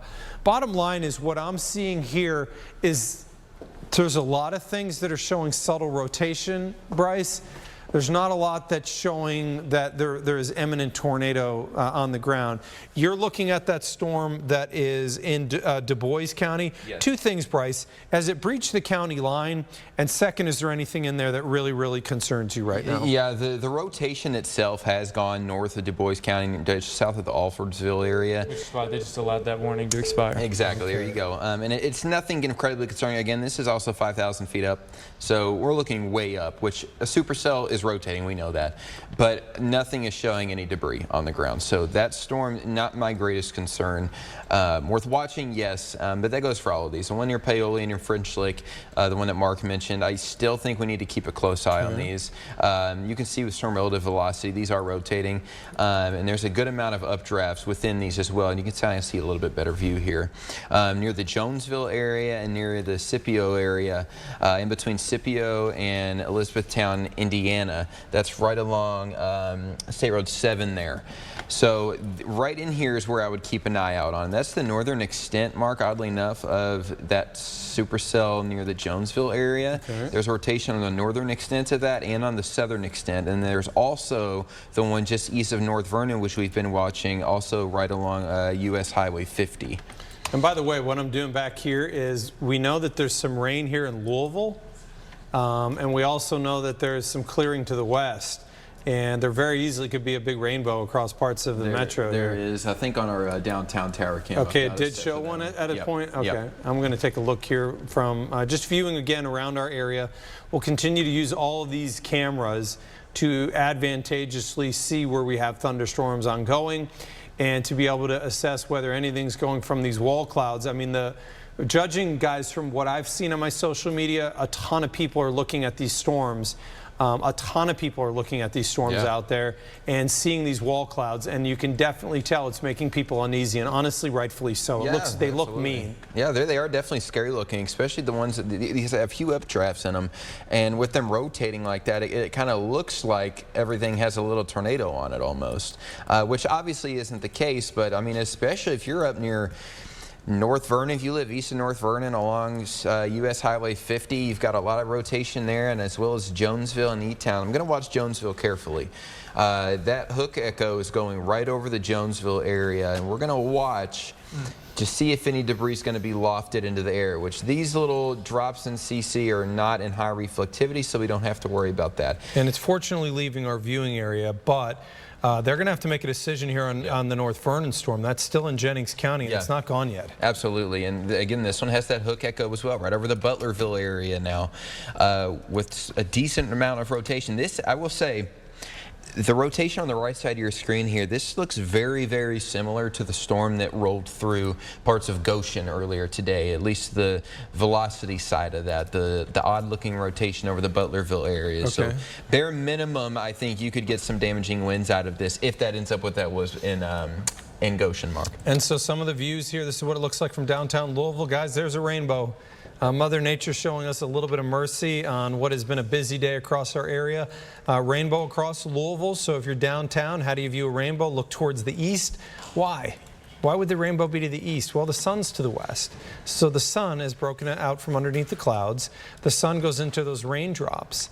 And the sun, as it goes into the raindrops, hits the back of the raindrop, bounces one time and comes back to your eyes. And while the light's in there in that raindrop, it spreads out into the spectrum.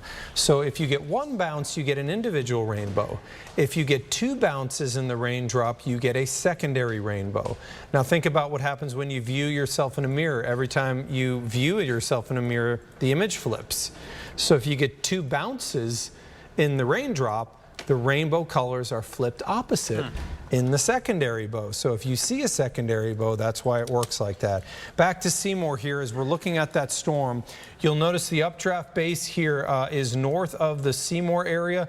There's no question in my mind, the strongest storms within our area are the ones that's north of Seymour and that storm in North Vernon. Boy, that thing, Bryce, you're looking at that. That hook on that thing is mean looking. It is nasty looking. And I will note that this little dark area you see here is a hail core. And this hail core was not here 3 scans ago. So I do think this storm is getting a little stronger, and we can note that what Matthew was mentioning earlier with the lightning also going up. You can see that hail core getting larger and developing right just north of the Butlersville area, and does have a good amount of rotation in it, but nothing is screaming to me anything is on the ground. This is what you see up here is the hail being picked up by correlation coefficient, so that's not tornado debris. Okay. But either way, I mean, this has got a nasty hook to it. This is textbook hook echo, and it's definitely worth watching as it slowly gets ready to move out of our area. And you know, the thing about all of this is, again, I've had so if you ever notice, by the way, when we're on TV, we're all standing in different spots, and you can kind of put us up. So Matthew's in a radar console. Bryce is on a radar console. And, you know, one of the things we do is before we come in, so today's Matthew's day off. So I said, hey, Want to come in for a little bit? And on true Matthew note, Matthew didn't say, yeah, I'll come in. Matthew showed up an hour earlier. But you know, we talk about this stuff before. Where's Matthew going to be? What's he going to be doing? Bryce, where is he going to be? What's he doing? Matthew's on a radar console that's going to allow him to look at some of the larger view, and it allows him to view radars very, very, very quickly. Bryce is on a console where he's basically looking specifically for debris.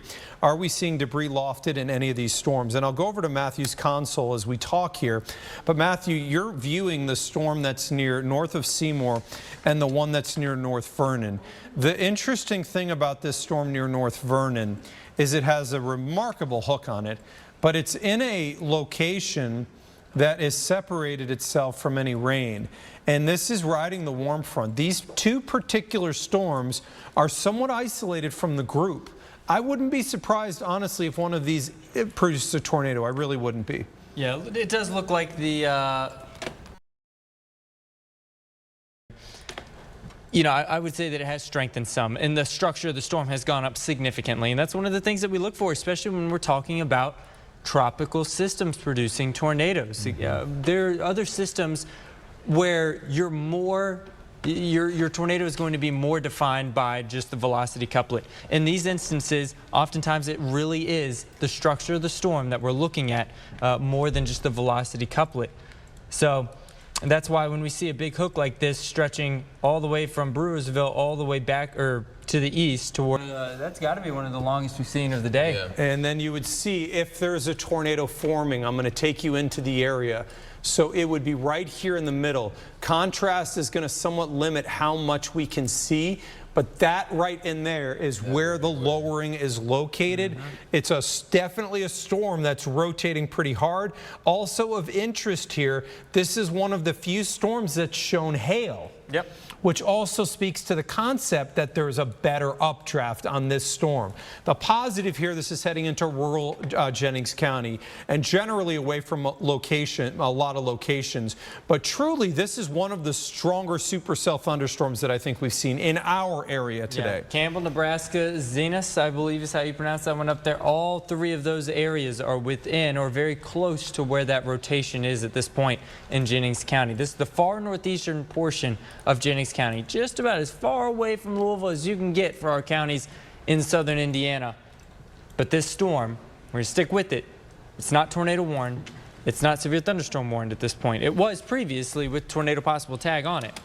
But we are waiting to see if there's any additional description coming in from Indianapolis, because I believe this is theirs, correct? This is Indy, yes. So here's the thing we're going to do right now.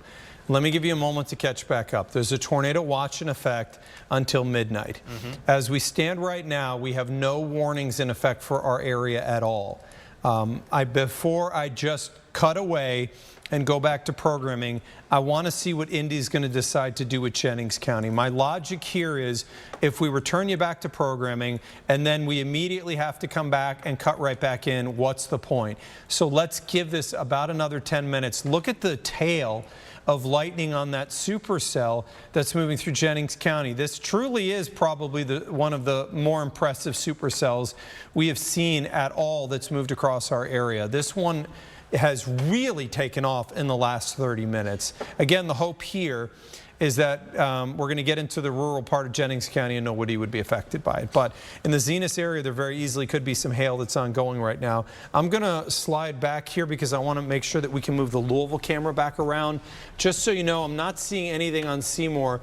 The storm's just getting too far away from our Seymour camera to know if there would be a tornado on the ground on that storm. But you very, very, very much can tell where that storm is. Yeah, and I mean the hail core, as you were mentioning, Mark, over the Zenith area in northeastern part of the county, you can just see that shows and tells us as meteorologists that this storm is getting stronger. And as Mark and Matthew were mentioning, those amount of lightning strikes, this storm had none at all. It didn't have any lightning earlier when it was down in the Four Corners area, basically. So you can see that really lightning count expand outside of the storm as that anvil starts to spread its way out as well. You can see here in Leavitt, this was about 30 minutes ago, 40 minutes ago, it had no lightning on it. and then it got stronger, and then once it passed North Vernon, it got stronger and stronger, and it kept that little hook echo there and that little notch, which is what we are watching right now. Mark, you've got a great view of that wall cloud there. So this is, Matthew, if you could take me back towards Louisville here briefly. I just want to show you what we've got on radar, because I can guarantee you a lot of people are looking south in Louisville and wondering what in the heck is going on. Yep. So this storm right now is near Okolona. Now let me take you to our camera. That has a very notable wall cloud on it that is over Metro Louisville. Yep. I'm going to stay tight on this one because I want you to be able to see what's ongoing here. This is over the Newburgh area, and we're viewing this from our camera on the 800 building. Matthew is showing you on the left what you're seeing, and the camera is showing real time on the right what we are viewing. Matthew, I think we can say for sure, based on what we're seeing on the right, that you're viewing, while it has no lightning, is a mini supercell. Yeah, and that's the crazy thing. I keep going back to it. These tropical systems have a full mind of their own. And there is rotation within the overall tropical system. We're also looking at the mid-level winds associated with these things. All of these little bitty showers can become miniature supercells, and they can drop tornadoes. And you don't see an uptick in lightning. You don't see a significant amount of rotation. The cloud base is already very close to the ground, so it doesn't take a whole lot for it to be able to get that funnel from the cloud base down to the ground. Yeah, exactly. And, you know, right before Morgan mentioned this, I was just switching radars back to Louisville because I kind of noticed the same thing he did at the same time. Was just that little bit of rotation there. A lot of this is feeding in east or right north of the Hollow Creek area. But again, I want to note again, there is that little tail that's trying to form right over the, right near, say, the West Butyl area, and this is going to be feeding in to the storm. The air is coming from Fern Creek essentially, and it's feeding its way into the southern extent of this kind of mini supercell that Mark called it. And again, this is south of the J-Town area, and we need to watch this one closely as this continues to push off to the east, because this storm, much like many of the other ones that were tornado warned, has nothing southeast of it or directly east of it. So it's just got free, warm, moist air that's feeding into this storm, Mark, that I think is a real reason why we got to keep our eyes peeled on this one. And again, this is right over the Butyl area, getting close over to Butyl and the Hikes Point area, and getting ready to move down Bardstown Road close to Fern Creek. Yes, so this is going to cross Bardstown Road in the next 4 minutes, and then it will move towards Taylorsville Road and Hurstbourne. It's going to go right between J-Town and Hurstbourne, and this is what you're going to see. So when we look at this, it's a somewhat broken updraft base. I wouldn't look at that and say, oh man, this is getting ready to drop a tornado. I really wouldn't say that. But I do know for a fact that everybody that looks towards the sky and sees this is going to feel very uneasy. There's a term that we use in meteorology, scary looking clouds, or SLC. So this would definitely fall in the list of SLC. A lot of people are going to see this and be very, very nervous. So understand, in Louisville, we're looking at this. We're not seeing a great deal of rising motion on this right now. We've obviously got a tight eye on this with our camera. So if something changes where this starts to intensify, I will say this much: we're at 7 o'clock now.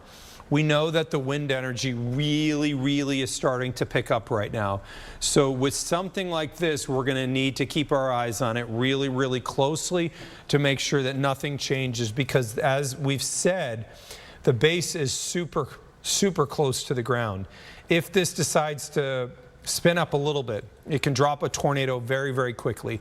So we're going to need to watch that quite closely. I'm going to take it back to HD here and zoom out so we can look around the rest of our area. We're not getting any report here that we're making any call here out of Indy in terms of a new warning being issued. So in that regard, we're on a positive there. That storm has exited, although oddly enough, one of the stronger supercells we've seen, but no warning on it. Either way this goes, Matthew, can we do look at that storm that's west of Jasper? I'm kind of curious if that warning is severe or severe with tornado possible. It is tornado possible. It is tornado possible. So I think we've kind of, like I said, I think we know the way that this is going to go. The severe with tornado possible are going to be issued for probably everything that's coming across our area. We're getting a lot of reports a lot of people that are seeing exactly what we showed you on our camera. A lot of people are getting nervous. I'm having a number of people seeing that, what I just showed you on the camera, and feeling very uneasy. And again, I understand when somebody tells you that there's a tropical system coming through and there's a 10% chance of a tornado, and you see that low-hanging cloud near the ground, there's generally good reason to feel uneasy about what's occurring here. This is a view of that now. Again, I wouldn't say anything's changed. Still looking at the updraft base. Honestly, it looks like it's even shrouded a little bit with rain that's getting pulled around that. You know, nothing there speaks to this could be or is producing a tornado, but there definitely is at least some little subtle rotation. Quite a day here so far, guys. I mean, we've seen almost everything rotating, and, you know, thankfully, nothing's tornadoed, at least in our area that we know of at this point. Yeah, and I think it's important to note this storm is moving northeasterly. So St. Matthews, Linden, you guys are up next. Hurstbourne's getting pelted with the rain right now. The rotation that we're watching is more over near the J-Town area, but I will say that little tail on the backside of that needs to be watched as well, just north of Hollow Creek. It's crossing over Bardstown Road. It's about to approach the Waterston Expressway now near Breckenridge Lane. So in between Breckenridge Lane and Bardstown Road right now is kind of where we're watching right now. And with this moving north and northeast, this is going to be moving straight toward the St. Matthews area, just west of Linden, and right along the Waterston Expressway as that curves on around Breckenridge and heading over toward I-64. So we are keeping an eye on this. As you can see on the camera here, obviously there is not a tornado on the ground. There is some lowering. That's what just has a little bit of our concern right now. And then north of our area and just outside of our viewing area now, that supercell we were watching, Mark, now has a tornado warning on it. It does not include our viewing They area. waited. Cincinnati, though? Good. I think so. I think it's National Weather Service Cincinnati decided to put one out. But, you know, just so you understand what Matthew's alluding to, we have weather services that serve different parts of our viewing area. So the National Weather Service Louisville services most. The National Weather Service Cincy services Carroll County and Northeast. The National Weather Service Indy services our three northernmost counties of Jackson, Jennings, and Lawrence. And what Matthew's alluding to is the National Weather Service Indy didn't assess this as being worthy of any warning. Then it crosses into the National Weather Service Cincinnati counties, and they determine that it's worth a tornado warning. Yep. And you know, it can make it challenging to understand, right, you know, if you're in that area, what does that mean? You know, if one weather service office assesses it different than another, there is a human factor that goes into what we do. And the discontinuous things you sometimes see with different National Weather Service offices is real, and it happens sometimes. So I'm going to look at data here briefly, because what I think we should do at this point is I want to see what's going to happen on the warnings that come here into Louisville. Looking at the data, the rotation potential is maximized in southern Indiana. There's no question about it. It shows the highest rotation potential. That said, there's solid rotation potential all the way through Louisville. The rain that has occurred has really not affected Louisville's atmosphere that much, which I am a little bit surprised on. Our fuel in our northern counties has come up markedly, and that's part of the reason now we have better fuel in the northern part of our area with that high rotation. And I will tell you, moving forward, I think we need to be really careful on what goes in our southern Indiana counties, because the rotation potential is maximized here and the fuels come up somewhat. The southern part of that line is working with a little bit less rotation potential, but still has a lot of fuel. I think when you look at where things are co-located, where the handshake is better, where you have rotation potential and energy, I think that you're talking about better fuel and rotation potential in southern Indiana. And that's probably where our tornado threat is going to be maximized here moving forward. But that's not to say that we won't have a tornado threat for the rest of the area. So, you know, we're 714 right now. I'm going to probably stay with this for another About 10 minutes. I want to get a sense of what's happening on the warnings that are on the storms that are coming into our western counties. And if we go without tornado warnings anymore, we'll release back to programming. Does anybody know if there's any Euro Cup games tonight, or are we done for the night? Okay, so just so you know, the Euro Cup's a pretty big deal. I'm a soccer fan. I always have been. I watched when I was in Europe on vacation virtually every game. But earlier, because we broadcast on multiple stations, there is a challenge that sometimes happens where we can't put that Euro Cup on any of our sister stations.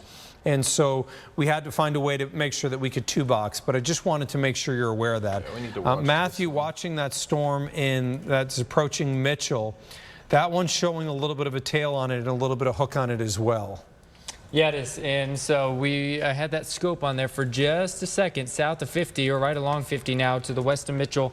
It's going to be moving up toward Hartleyville, all right? Most of these have a almost due north component to them, a little bit of a northeasterly component, but they move relatively north. So the rotation that we have in there, it is the outbound winds are much brighter than the inbound winds. So there's definitely rotation. We are seeing a hook that's starting to form. I think Mark is asking whether or not if the National with Indy, you're not going to. Yeah, you're not going to get a response. No. All right.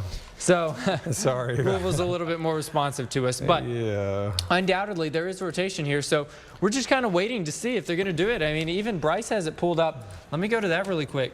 It's a little easier to see that rotation there with GR2 analysts. This just crossed over State Road 60 here. That is tight rotation, so that's gate to gate. Is there a correlation coefficient drop yet? There is not yet. We need to watch right Yeah, in here, Mitchell, though. be really, really careful. And then towards Bedford, Indiana. Bedford, this is an early heads up. There's no tornado warning on this storm, but we've got what we refer to as gate-to-gate shear. Bryce, you have the ability to look at each one of those gates on the rotation. What numbers are you seeing here?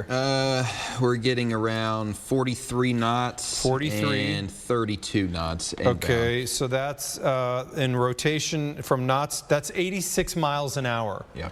That's getting close to producing a tornado. We are looking high up. This is from the Indy radar, so this is kind of an in-between here. This is where it gets a little tricky because the radar is way down here near West Point for Louisville. In Indy, it's well up in Indy, so we're kind of caught in the middle here. So we are looking high up into the clouds. This is kind of almost a dead zone in between radars where we have to take things a little bit more carefully and a little bit more conservatively here. Yes, exactly. Because we just want to be careful because we're looking high up in the sky and it's hard to tell if it's reaching the ground.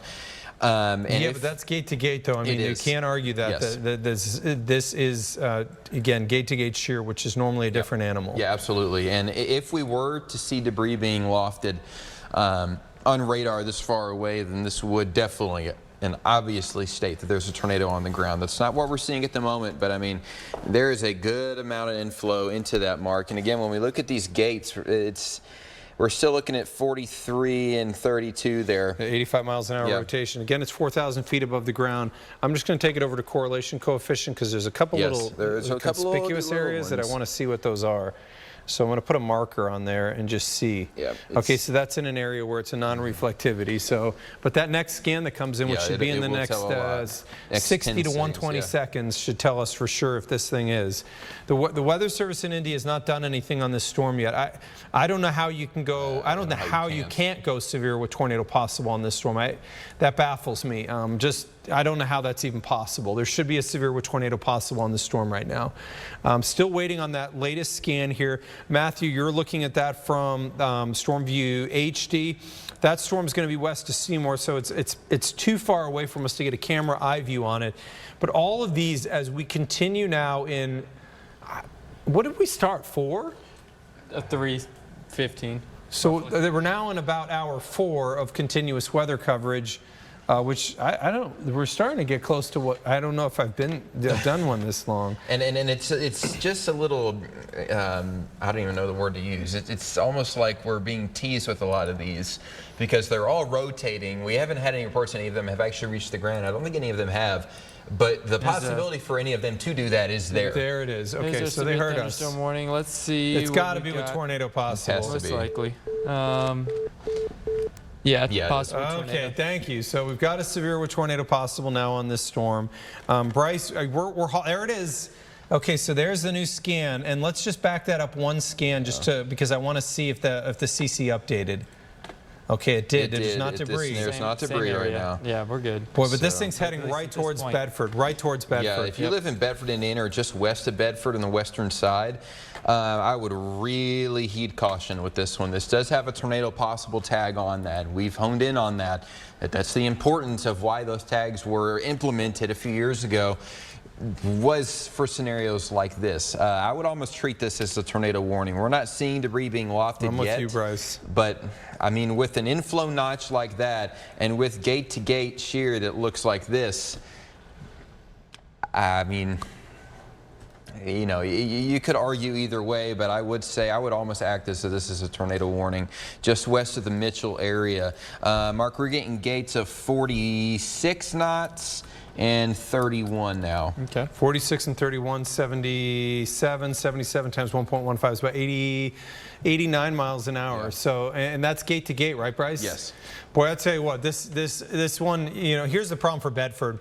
If you're in Bedford, Indiana, and I'm going to head over to the weather wall right now. Okay. If you're in Bedford, Indiana, the problem is, and I say this a lot, one of the things that over the years when we go to conferences, we've actually got social scientists involved in this, and I can tell you that I am more appreciative of the way that meteorology has gone in the last 10 years than I had been, and really anything prior to that. And I will say why. If I said tornado warning, a couple of years ago what happened, and we knew it, people would go grab their camera, walk right outside and start snapping pictures. We know this. And so we got social scientists involved to try to understand why exactly that's happening, and is there anything we can do when we really need you to take warning? Is there anything we can do to try to get you to take that warning? So here's the thing. If you're in Bedford, Indiana, you walk outside, you're like, I got a tornado warning, I'm going to capture this on my camera. No. What's going to happen is this rain's going to move right over you. You're going to see nothing. You're going to have your camera out there. You're going to be soaked. Nothing's going to be happening. And once the rain ends, immediately you would pop out into the updraft area. If there's a tornado, now you're soaked and you get hit by a tornado. I'm just telling you, there's no way you're going to be able to take a picture of this in Bedford. So what you need to be doing is, I would be in your tornado safe spot now. I would be downstairs, I would be underneath something, I'd be in the center part of my house, and I'd keep away from windows. And my argument here is that you really, really are going to be in the core, and you're just going to pop out. One other thing worth noting here, and I'm sure you guys are seeing the same thing I am, is that there is rain that is quickly moving south, and that is going to disrupt this updraft really quickly. So it may have another 7 to 10 minutes before this rain disrupts the updraft and maybe even collapses the storm. The storm that had a tornado warning on it on Du Bois County is now banked up against Lawrence County, and trajectory, it could clip the northern part of Lawrence County, so that's something that we're going to watch. Let's get out to the wide perspective. I don't want a tunnel vision, and let's look at everything. Bryce, I want to make sure that you're keeping an eye on what's going on here in Lawrence County. If you see a debris signature, let me know. So this is the wider perspective of what's occurring right now. The strong to severe out to the west, a couple things that are very, very noteworthy here. Lots of lightning north of Jasper. None south. Why? This is where the fuel is co-located with the best wind energy. And you can see it is immensely having a different impact on those storms versus what's to the south. Now, if we see an immediate uptick in lightning on anything else, it would raise the red flag. So we are watching really closely. But even on that storm that's here in Lawrence County right now that is definitely showing rotation, we don't have many lightning strikes. So what's heading towards Louisville? We've got rain thunderstorms right now near E-Town that extend through around English. I am somewhat encouraged by the fact that we have had rain that's preceded the line in Louisville, because it means that when this ultimately gets towards Louisville, the rain and thunderstorms that are in Owensboro, hopefully those would be weakened as they move across the area. You know, I'll tell you something, we don't want to stay on air for this long. And I can tell you my voice is going to probably be messed up for days, as will everybody. But, you know, we knew this day was going to have a number of tornado warnings. We knew that was factual. It is very difficult to know sometimes in this scenario whether tornado warnings are going to translate to tornado touchdowns. Considering the fact that we just got hit by an EF0 tornado near Crandall, and the west end of Louisville got hit by an EF1, we felt all along that there was no penalty in staying with you. And that, in the end of all of this, is we just want to make sure that if you need us, we're here for you. Understand that if you want to watch us on TV, you can. If you want to change your TV to a different channel, what I would ask you to do is you can stream us from your phone. Download WDRB Plus. It's great. It allows you to stream the cut-in nonstop. You can use the WDRB News app. You can watch the cut-in there. And then you could go to WDRB.com and you could stream from there. But make sure you still have a way to get warnings. Nothing's changed here to this point. We still have a lot of rotation potential in the atmosphere. We still have the remnants of Beryl that are moving just west of our area. We still have a severe thunderstorm warning with tornado possible in Lawrence County. And we've got showers that are moving towards Louisville that are really generally void of lightning. I'm going to fix my voice here for a second and drink a little bit of water. Bryce, what are you seeing on that storm? Is that southern area of rain affecting it yet? It definitely is. The rotation doesn't look as impressive anymore. There is some, obviously, still. But again, it's just not as good as it looked. You can see it's almost kind of formed into it now as it has this S-shaped. There is rotation there, but there is no debris signature, and that's what's most important here. So if you are in the Bedford, Indiana area, I still would heed with caution with this one, as this can try to recycle itself here. But that rain to the south is really disrupting it, as Mark mentioned earlier. And on the right, you can see still there is some rotation here. Granted, this is about 5,000 feet up into the sky, so that's important to remember, is that we are far away from pretty much any radar that we have around our area right now. So this one is one of the stronger storms in our area, yes, but it's not looking as impressive as it used to. In normalized rotation, it's got a little bit there. But again, it's nothing that's screaming at me that we have a likely tornado that is forming at the moment. It doesn't look as likely since that rain has disturbed it and brought in some of that cooler air now. And I think we should probably watch to our west. As Mark's been mentioning, there's this tornado warning just to our west that could clip part of our area. And then more with this main line where we had a confirmed tornado. That's what this purple tornado warning box is here. All of this will still be rotating as it moves into southern Indiana. And that's something that Mark mentioned earlier as well, that southern Indiana, you're going to have a good area of rotation here with these storms rolling on in. I think that's something we're going to have to continue to watch here over the last few hours. I know we've been on TV for a while, but I mean, with storms like this, you don't really have a choice. They're all rotating, and any of them can drop a tornado in an instant, and then they change so fast. Like this storm right here, you go back maybe 15 minutes ago, it looks completely different. This one looks like there's a tornado on the ground with that supercell, and then boom, it's gone, because that rain's coming and now affected it. And that's what is happening with a lot of these storms, is the fact that they're close to each other, so they're all impacting each other. I am going to switch now back to the Louisville radar so we can get another look at this storm just north of the E-Town area, south of Radcliffe, and the other ones that are rolling on in. A lot of this is still rain-cooled air, which is going to help out a lot. In terms of kind of disturbing a lot of these supercells, Mark, from getting to their full potential. Yeah. I still think we should watch that one just north of E-Town. I'm waiting for that radar to switch here, as it's kind of climbed up a little bit in intensity, but again, on the Louisville radar, it doesn't look nearly as good as it did on the Indianapolis one. And I'm going to grab the E-Town camera and just swing it around to the north so we can get a view on that storm. Bottom line here is, as it stands right now, the strongest storms continue in the western part of Indiana. Mount Vernon was hit hard. Yeah. We know that a confirmed tornado did move through. So I'm going to take you to E-Town real quickly and just show you we've got an incredible view of that storm that's moving north of E-Town right now. Oh, so let me, if I could, Matthew, just pop that over. So E-Town right now, here's the view on that storm. Yeah. This is today in a nutshell. It's a storm that doesn't look that mean, and yet you've got this very clear lowering on it. Now, notice that this is a lot higher than what it was earlier. And my hope here maybe is that the atmosphere has been cooled by rain a little bit. And basically that cooling of the atmosphere now means that the cloud base may be a little bit higher. Cloud base being a little bit higher means it's going to be more difficult to get a tornado down to the ground. But this is every storm across our area today has had a a lowering, updraft base or a wall cloud. And this one in particular is just stunning looking, the way that the sun is shining off the western part of that storm. Absolutely beautiful. And that's the amazing thing about nature. Something that could potentially end up being destructive has a sense of beauty to it. It's such a double-edged sword. It's almost sometimes like I don't even know how you explain it to people, because, you know, there's the storm chaser videos now that everybody's out there, and you see those videos and you know the excitement's there. But Matthew, you've also experienced the other side to that, and that is that what some view as incredible and beautiful, it could be what somebody's viewing when their house is being destroyed. Right. It's really, really tough to see at times.